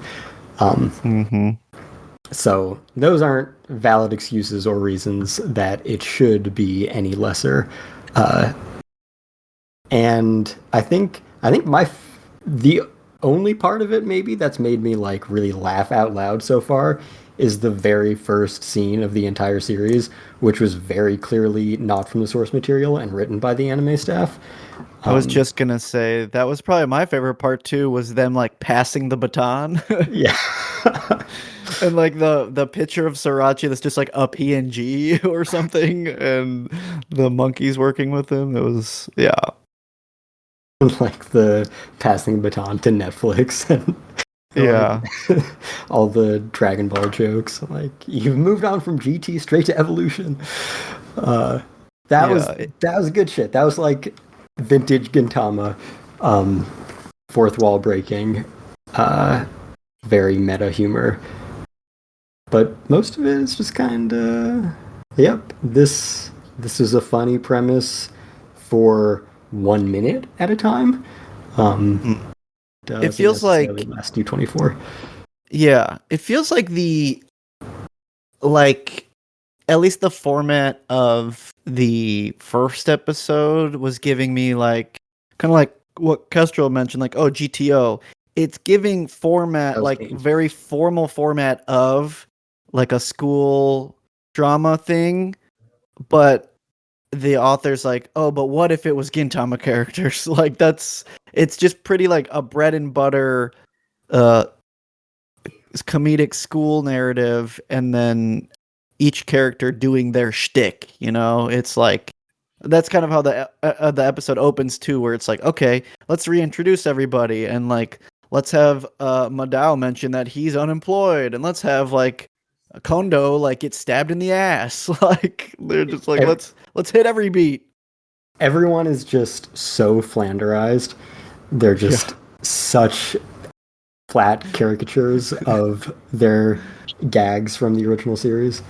I wouldn't be surprised if Hijikata's word count is like 50 to 80% just the word mayo. Right. So like, and like Yamazaki with Anpan, like, okay, yes, I get that you are referencing something that was funny. You got to do something with it to make it funny here. Yeah. I think, I think the biggest detriment to that is that it is a series based on Sorachi's work and not him himself making it. So, And like I said, I think the anime staff of the Gintama anime proper can do Sorachi level or sometimes even better, even with comedy. But it does not seem like, other than that opening scene, that they're doing much to elevate this. And yeah, it's, like I was mentioning with One Punch Man, it's like you have such a high bar to clear.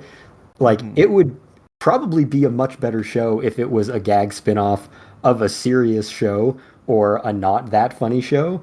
But when you're trying to do a gag spin-off of the funniest anime ever, that's kind of hard. Yeah. Very high bar to clear.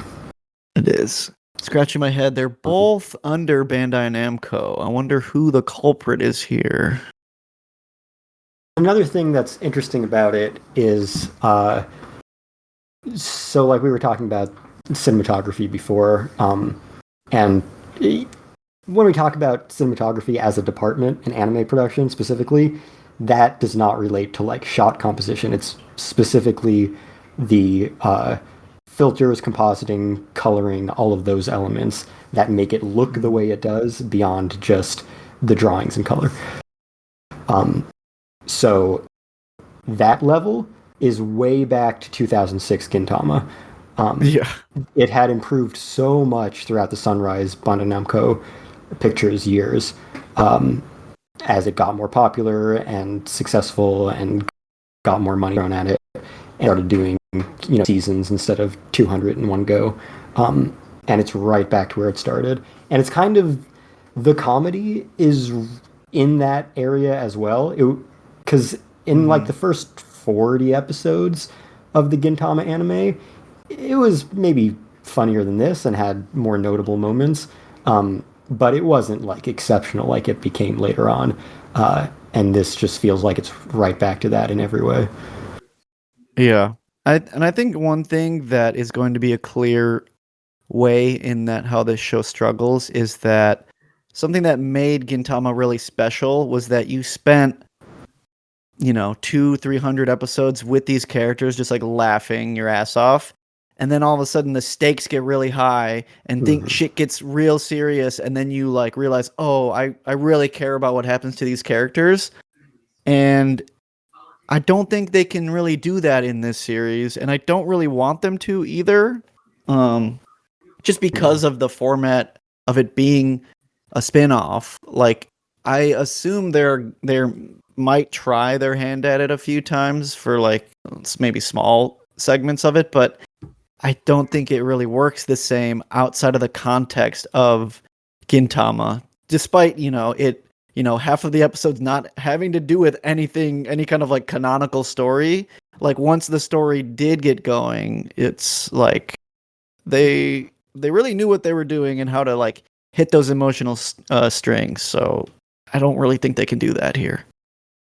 Yeah, it'll be interesting to see if it tries to be anything more, and if so, how long that takes. Because it's definitely like, a 20-second joke spread across 20 minutes, and then an after-school special conclusion.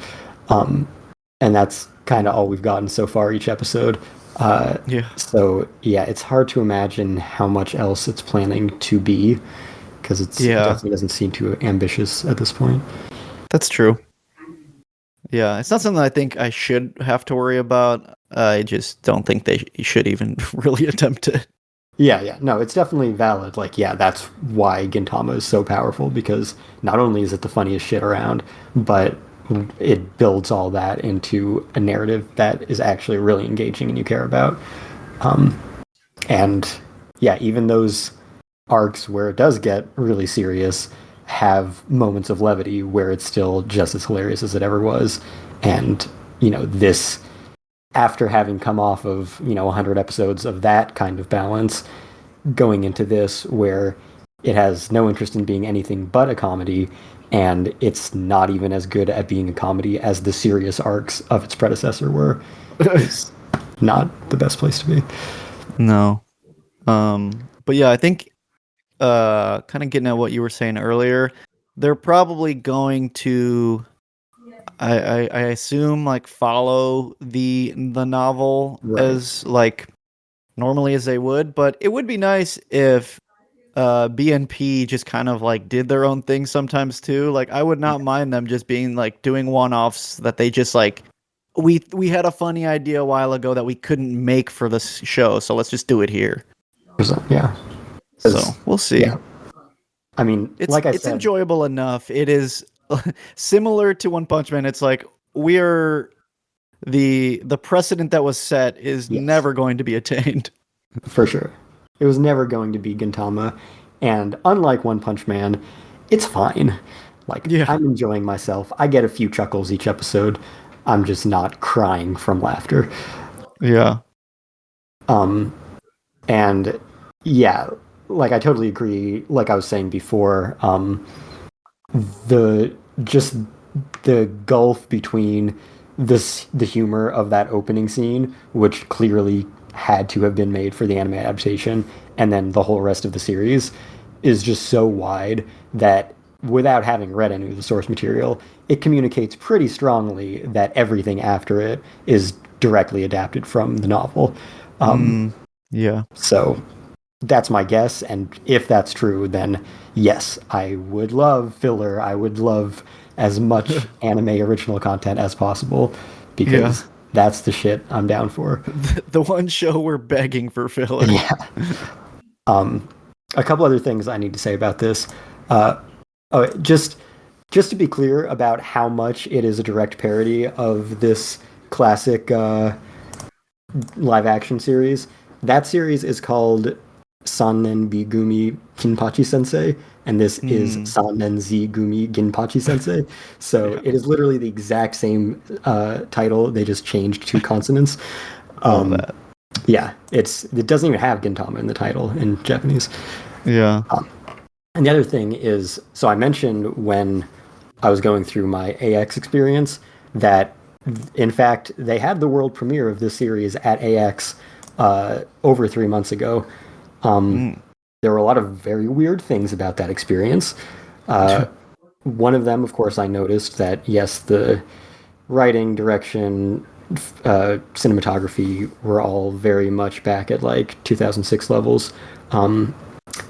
But also it was dubbed unexpectedly. And it was... Oh yeah, I remember you talked about that. Right.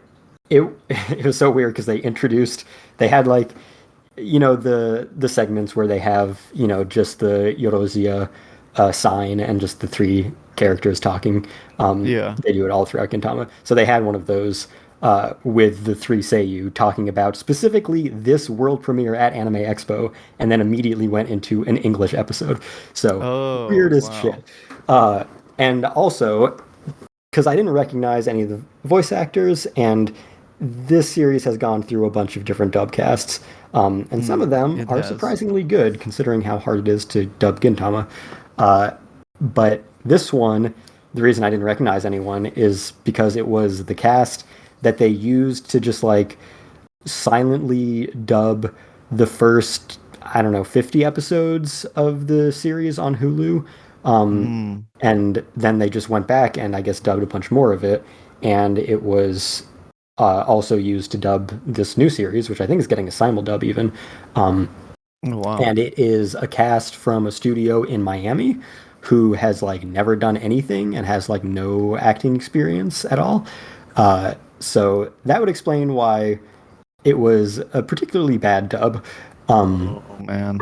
But the weirdest thing about this premiere, which I didn't realize at the time, and I only realize now that I'm watching the series in order, is that it was not episode 1.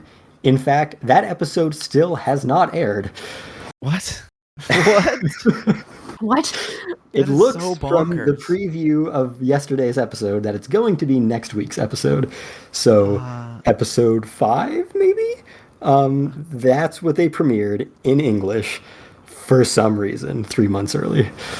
Okay. Yeah.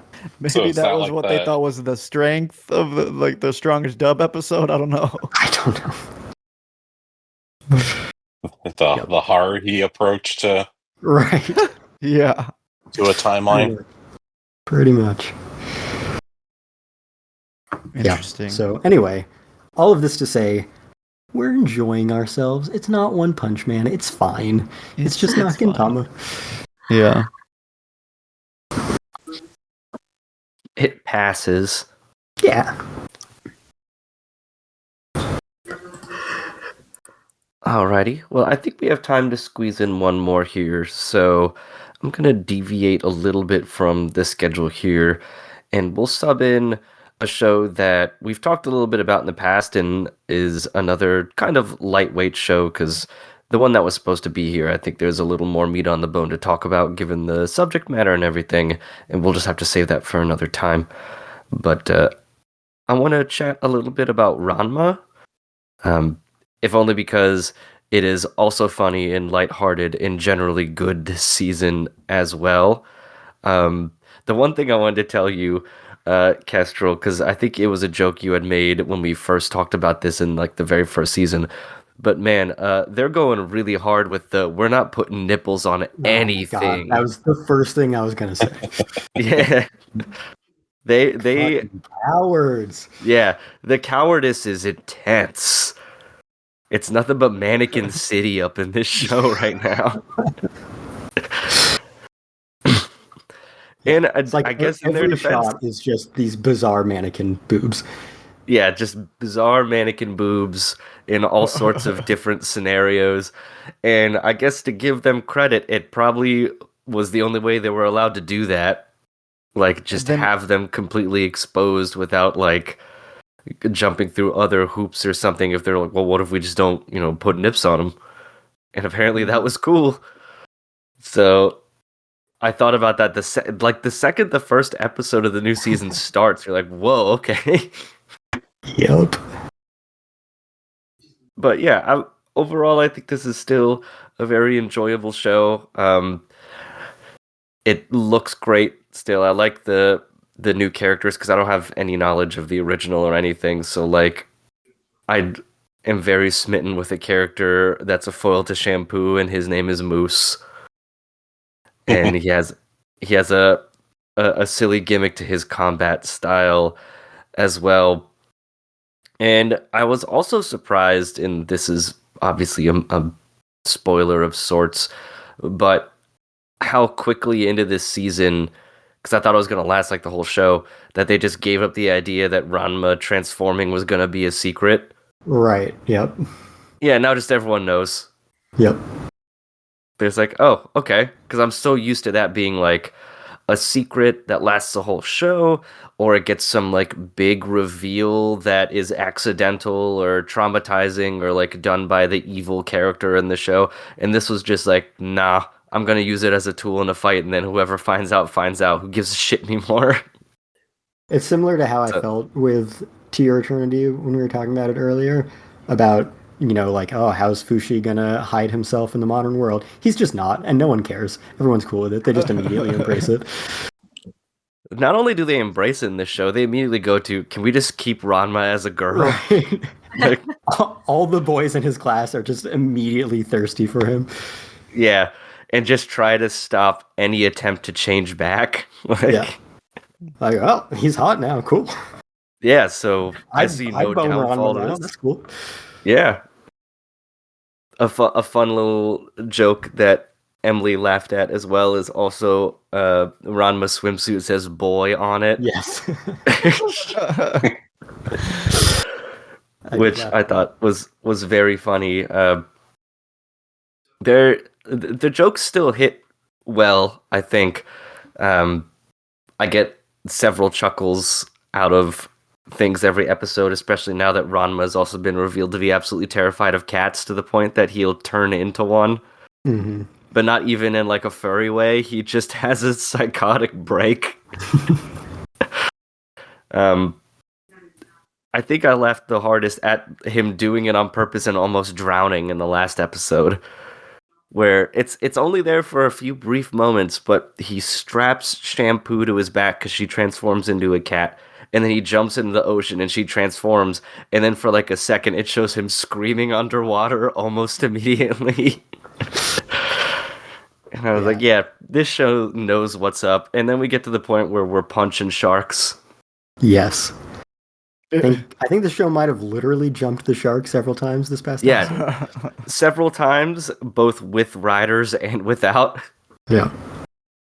Yeah, so this is definitely kind of like what, Mark, you were saying about about mangaka, but out of the 4 shows that I'm watching now, this one is definitely the one that I most look forward to because I know it knows exactly what it is. It's there to give you a good time and give you some jokes and some, decently animated action when it wants to. And it just has that pristine, like, HD 2D retro, like, art style where they preserve enough of the original that it feels like Ranma, but it has those modern changes to, like, the facial shapes and stuff so that it doesn't look too antiquated for people who are so used to what modern anime looks like. It really strikes that balance well.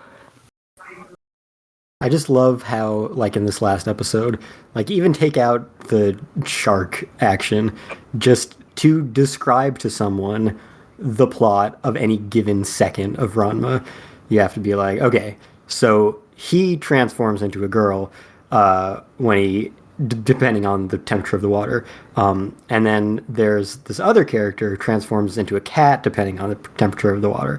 And he also transforms into kind of like a cat-human hybrid because he's scared of cats when there's a cat around. So what he has to do strategically is get this character into the water to become a cat, to attach to him, to scare himself into becoming a cat-human hybrid, to beat this other character, to turn himself back into a boy.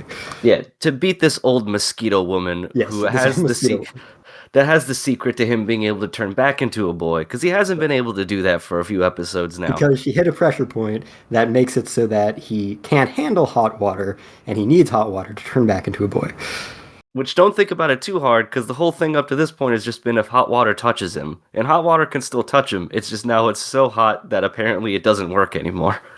Yeah, so, it's too much. Yeah, that Emily was laughing about that. She's like, this show just doesn't give a shit about what's happening, does it? And I was like, nope. Not at all.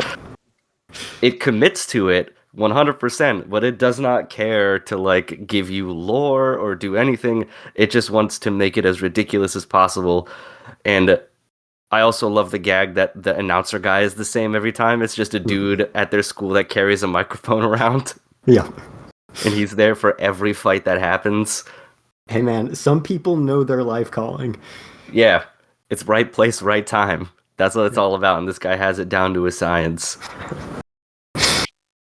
Yeah, it's super good. Would recommend, anybody who wants a good comedy to watch it, even with the cowardice of leaving the nipples out. But yeah, I just wanted to chat about it for a little because it's not like there's much to really talk about, like, other than those couple plot points where it's like now everyone knows the secret, so I wonder how that's going to change his school life once they go back to school, and then the whole complete fear of cats, and then Moose. Yeah. So it's pretty much like, I don't know, I read like a few volumes of the manga. I never watched any of the classic anime. I know it's very long, but it seems like, at least for this adaptation, not a single episode can go by without them introducing some new absurd gimmick. So that seems to be kind of the format that's playing with. Yeah, and then everything is always a martial arts contest. Of course. Even though it has nothing to do with martial arts. It's just now a martial arts contest. And everyone has fallen into one of those ponds and gotten cursed in some way when they touch hot or cold water. And as somebody who has read the entirety of the manga, I'll just, spoiler alert, it's gonna keep going. It's gonna keep. Well, I like how some of the characters, like Ranma's dad, just fully embraces being the panda like all the time. He's like, I'd rather be this than the opposite. He spends, I think in this new season, I've seen him as human dad for like 5 seconds. Right. But why not? You get to be a big panda. One of my favorite gags from the manga, that I haven't seen a moment of the TV show, so I'm not sure if it's shown up in here yet, but one of my favorite gags from the manga is anytime Ranma is getting on to his dad and is demanding an explanation about something, his dad turns into a panda and is like, well, I can't talk. Like, yeah, pandas can't done talk. That a few times. he'll basically turn himself into a panda and then just turn like a piece, like a wood sign around that just says like, I don't know. Yeah. Yeah, I guess speaking of Gintama, I guess Elizabeth from Gintama kind of has the same shtick as Panda Dad. Oh yeah, that's true. This probably was the inspiration behind that. Speaking of inspiration from Ranma, I don't think we ever really talked about it. Was that last season? Yeah, last season.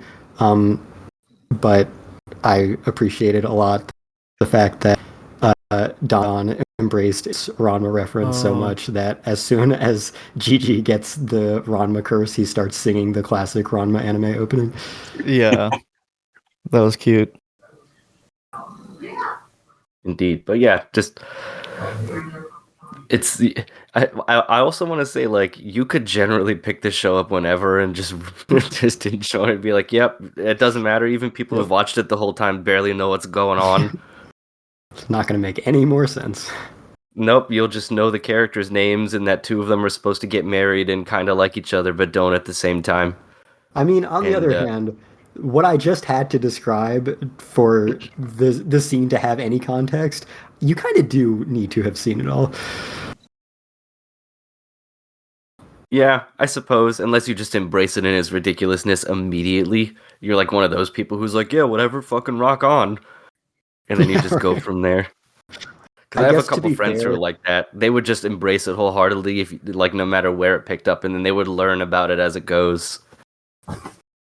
Yeah, I guess this is maybe just my perspective, actually having the backstory. That it makes me feel like some of it makes more sense.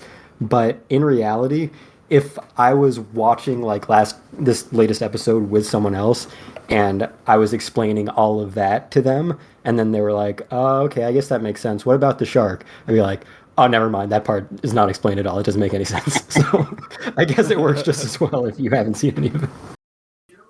Yeah. The shark is just kind of there for a scene, and no one knows it's there. And then there's a joke that it's a shark, and then they just do fighting. And there you go. Oh, and then the mosquito woman can do the Kamehameha wave, but it's a shark. So there you go. So given that, yes, I guess I'll agree that, in fact, you get a slightly different experience, but no less of an experience for having no context. Indeed. All right.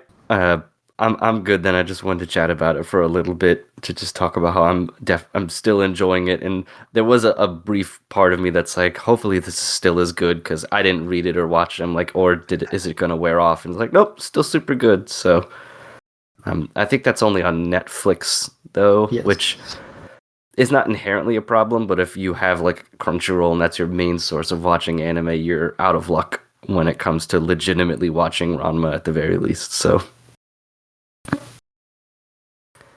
Just to kick One Punch Man one more time while it's down. I was confused. I probably should, but I don't think it deserves that. That would give it one too many punches. But I've totally figured that the new season was going to be on Crunchyroll, seeing as they also made like a weird mobile game that they still advertise on Crunchyroll. But I think it's only on Hulu, which you have to watch through Disney Plus. Overall, just awful experience watching that show. So to be fair, that has been the case for all 3 seasons of One Punch Man. Oh, really? Yeah. They've never been on Crunchyroll. They've always been on Hulu. Yeah. That's so weird. Yeah. It's because Viz used to put everything on Hulu. They've gone back and forth a little bit, but for the most part, that has been like their primary streaming partner for stuff that they like own the simulcast rights from the beginning. Okay. Granted, Hulu won't exist in a few months, so yeah.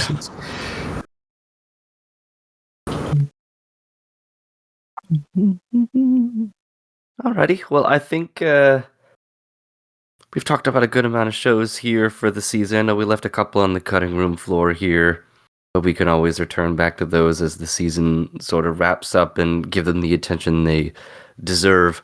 So I think it's about time we wrap it up for the evening. So how about starting with Bran? You tell us where we... Oh, wait, no, let's recommend. Let's not do that. Wow.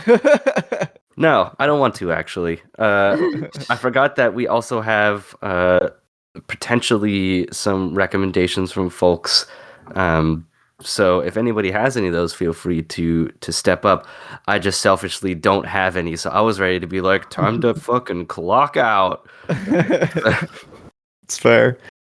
Well, you name dropped me, so I'll start with my recommendation, which I assume it'll still be in theaters when this goes up. So go see Chainsaw Man. Yeah, let's fucking go. It's so good. It's so amazing. good. Incredible. Absolute cinema, as the kids say. Absolute cinema. Very Kino. Yes, peak even. Yeah, I think it's about time I give the show another go, because I know I bounced off it hard the first time around, but maybe I'll enjoy it more the second time around, and then I can experience the movie as well. Yeah. I think so. Yeah, so I'm glad you said that, because that was going to be my first recommendation for sure. Nice. And yeah, the biggest recommendation I can give is we finally got the second core of Frieren on Blu-ray just in time for the second season to start up in 2 months. Nice. And if you are the sort who buys extravagant collector's editions, you are in luck for that part 2, because you get this massive, it's literally Frieren's suitcase, and it has like every little extra goodie you could ask for inside of it, including a coffee table book-sized grimoire, which is 200 pages of art and interviews and all that good shit. And yeah, just everything about it is exceptional and exactly what I want in a release of my favorite anime. So highly recommend that. Cannot recommend it more. It should have been a mimic that you can get I eaten by. know. Season 2. That Season would've 2. been good. That would have been perfect. Yeah. That would have been worth like $1,000 easily. Yeah. Yeah, it doesn't even have like really any mimic stuff in it. Maybe if they do like a super collector's version that has both cores. Of course, right. We'll see. Yeah, I'll be there first in line. Yeah. Embrace the mimic gimmick. That's what you got to do. On that thread, I don't know if I had mentioned this previously, but you can also buy the Frieren soundtrack on vinyl, and it is quite cheap. It's 2 records for like $40 MSRP. You can get it for 30 something if you got discounts. So, obviously beautiful soundtrack, and it's got some great art on the packaging. And on that thread, you can get another beautiful Evan Call soundtrack on vinyl, Violet Evergarden, that has a deluxe edition and a standard edition. I actually broke character and bought the standard edition this time. Whoa. Yeah, I know. It hurt. But the deluxe edition is much more money and not that much more extravagant. So, yeah. I need to grab that. I really need the Violet Evergarden one. Yeah. Yeah, I think those are definitely my most important recommendations for right now. And last time I mentioned One Battle After Another, which I had not yet quite seen, and I've now seen it in VistaVision and IMAX 70mm, and both are spectacular, and it is just a great film, no matter the format. So, I recommend that as well, even though it's been out for over a month, and you've probably all seen it. Yeah. Oh, plot twist. I did buy the Violet Evergarden soundtrack. It's just on back order because Light in the Attic is slow as fuck. Oh, damn.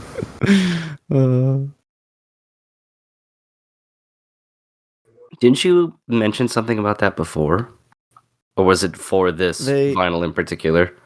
I think Kestrel was getting one previously, but they were like moving their from like Seattle to Texas for their like main like where all their shit is. So distribution center or something. Yeah. So I had a vinyl. It was a Silent Voice, and that was months of waiting, and eventually it went back up on Crunchyroll. So I was like, okay, I'll just cancel this and get it through them. Yeah. But speaking of the silent voice, we need that Chainsaw Man movie vinyl from our boy Kensuke Ushio, because oh my god, the pool scene. I need to hear the pool scene. I need it again. Jesus. Such a goat, as the kids say. Yeah. Such a goat. I'm down with the kids.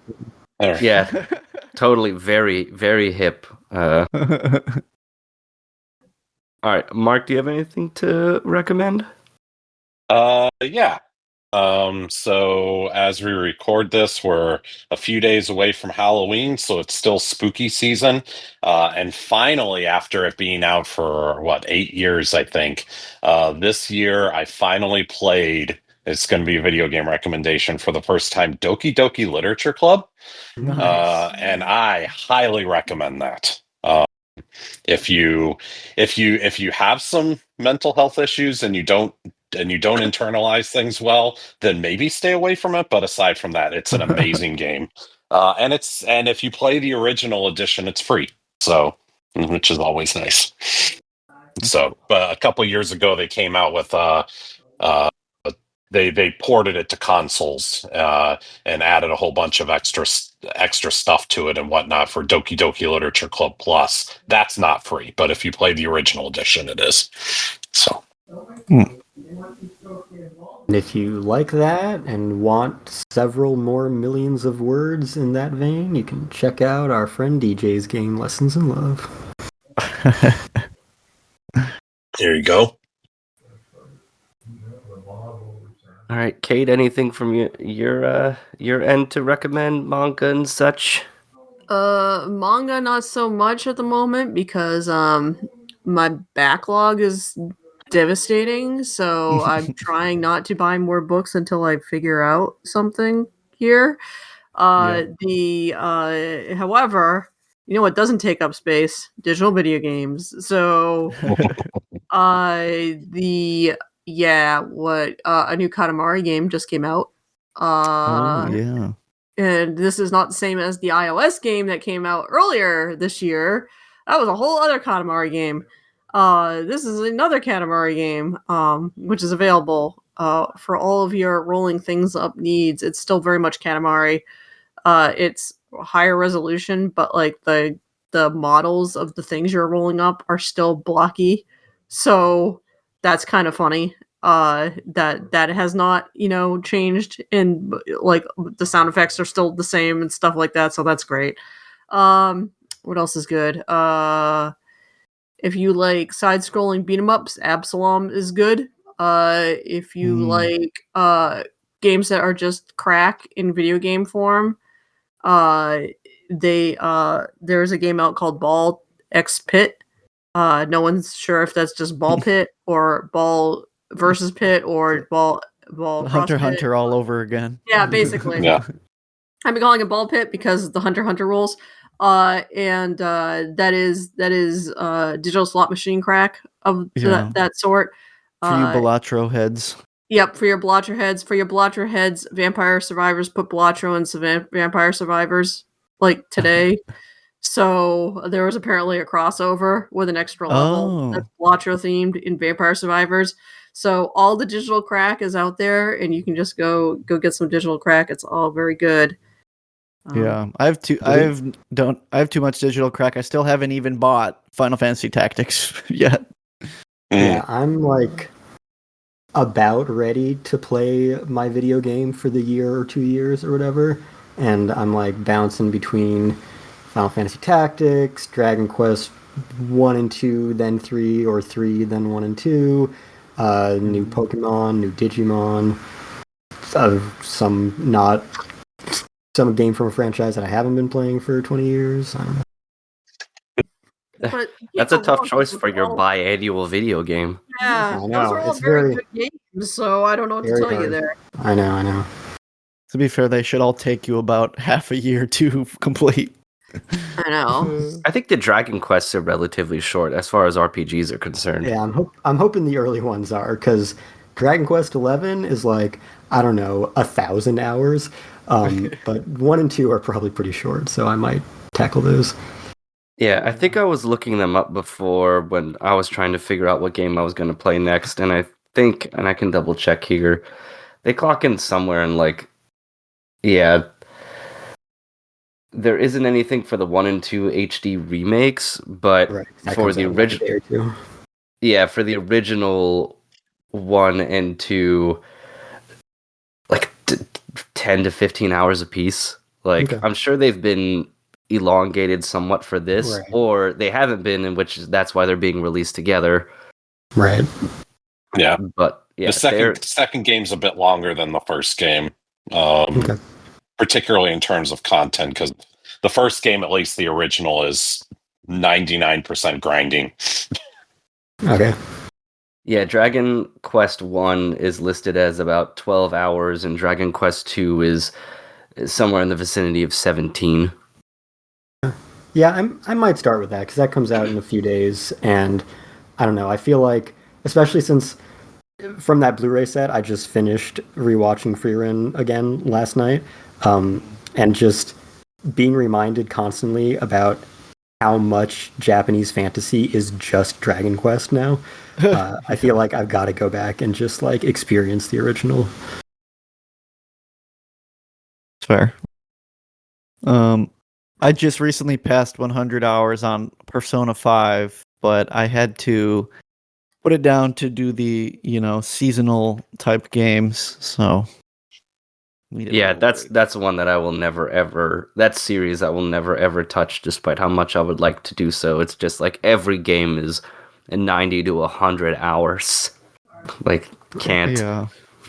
Yeah, it seems like a series I'd be into, but yeah, same reason. I've never beaten a Persona game, even though I've played 2, 3, 4, 5. But I've sunk like 120 hours into like each of them. So yeah.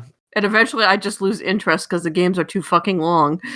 So I can't say it about all of them, but watch the Persona 4 anime, and you're in good shape. Okay.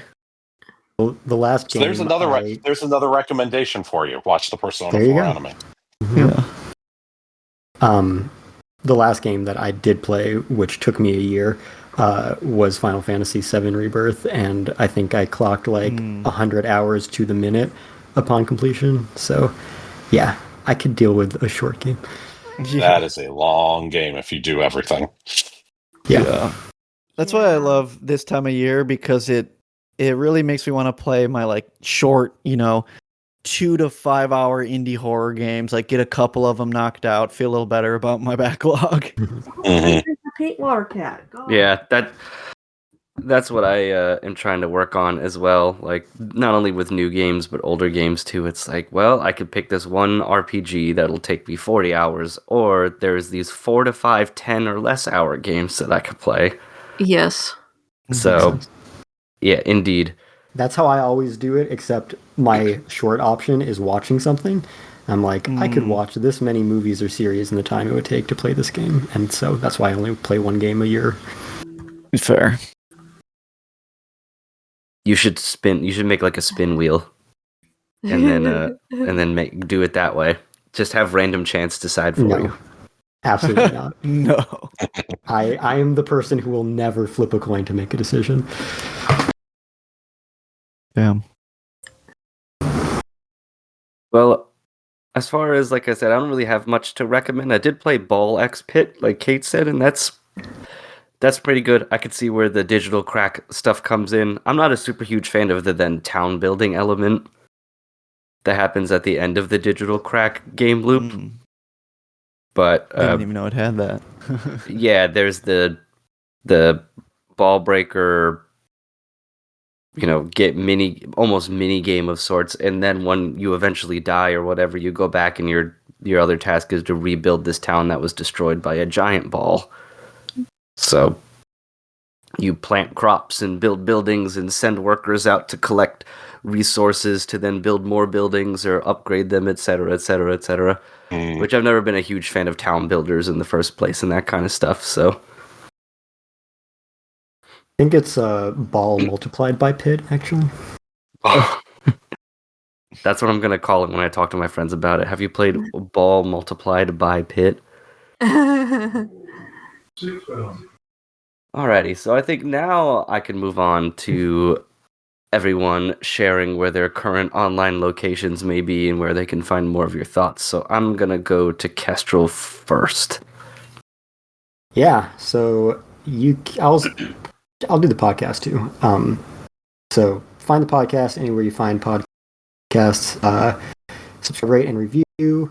We are on all those places: Apple Podcasts, Spotify, YouTube Music, and you can find us on fandompost.com. Find us on social media: Twitter, Facebook, Blue Sky, at Fandom Post Radio. Email us fandompostradio@gmail.com. Follow us, share our stuff, get in contact with us. Tell us your favorite frame of One Punch Man. As for me, I'm on Twitter at FullMetalKyoma and on Blue Sky at KestrelSwift.bbisky, speaking of Hunter Hunter, .social. And this is the first season in 13 years that I'm not reviewing any simulcasts. Because it's the first season that I've ever watched no new series.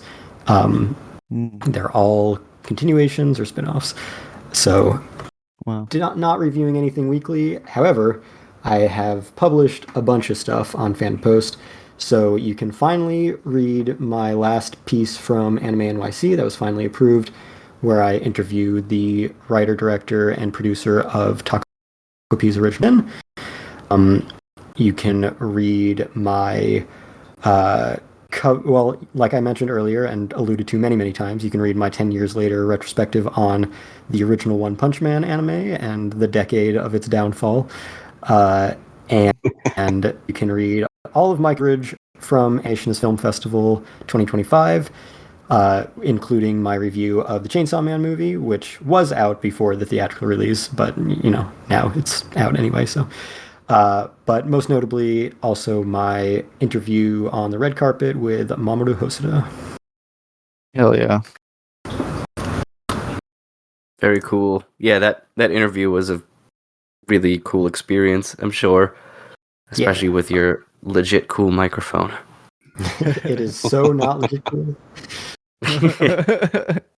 You just need one of those box things around it that says like Fandom Post or something like that. Which apparently it's very easy to get branded like that, but no, it's literally just really? like, yeah, it's literally just like a microscopic little mic with a big foam thing around it, so that it looks like you're passing out a real microphone instead of just a little tiny yeah. No, it's absurd, but I'm glad it looked like a real mic in the pictures because hopefully that means it does in the video.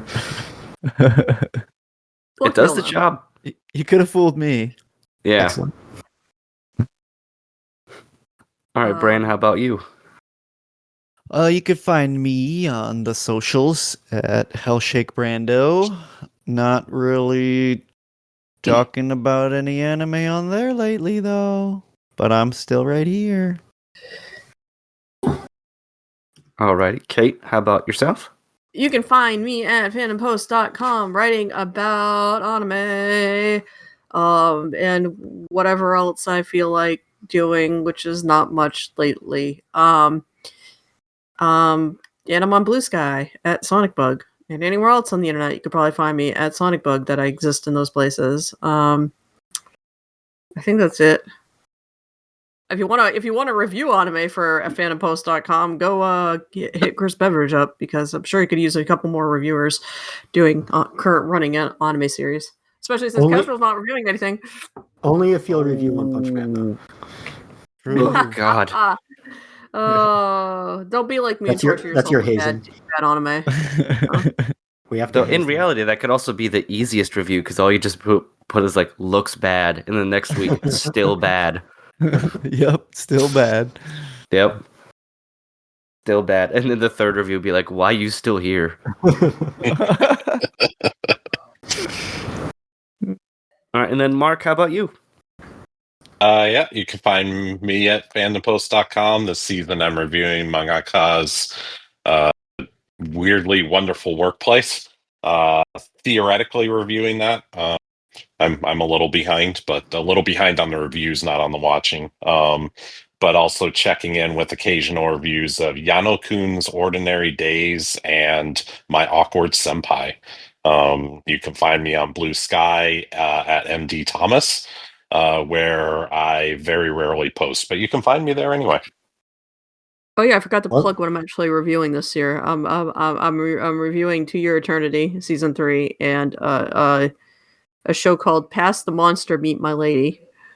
So That's a great title. It's a great title. Yeah. Jinx. How often do they tip their fedora? Just out of curiosity. no fedoras to be seen in the show. It's medieval. I don't know if fedoras exist. So Yeah. well, not medieval. It's anime Victorian, which means it's anything that's roughly between like 1800 and like 1920. Aesthetic Sounds wise. about right. A big ol' range there. You know what I mean. It's Yeah, no, I get it. historical bodice romance, essentially. But the girl likes to eat monsters. Alrighty, and then you can find me here exclusively as always to talk about whatever I'm watching or make baseless accusations on the things that other people are watching. So a good time as always, but thanks everyone for listening. Hope you're enjoying your season of whatever it is you're watching, Spy Family, One Piece, Fragrant Flower, whatever gets your goat this time around. So until next time, enjoy the season and we'll talk to you later. Bye-bye. Hey. It does look like a real mic.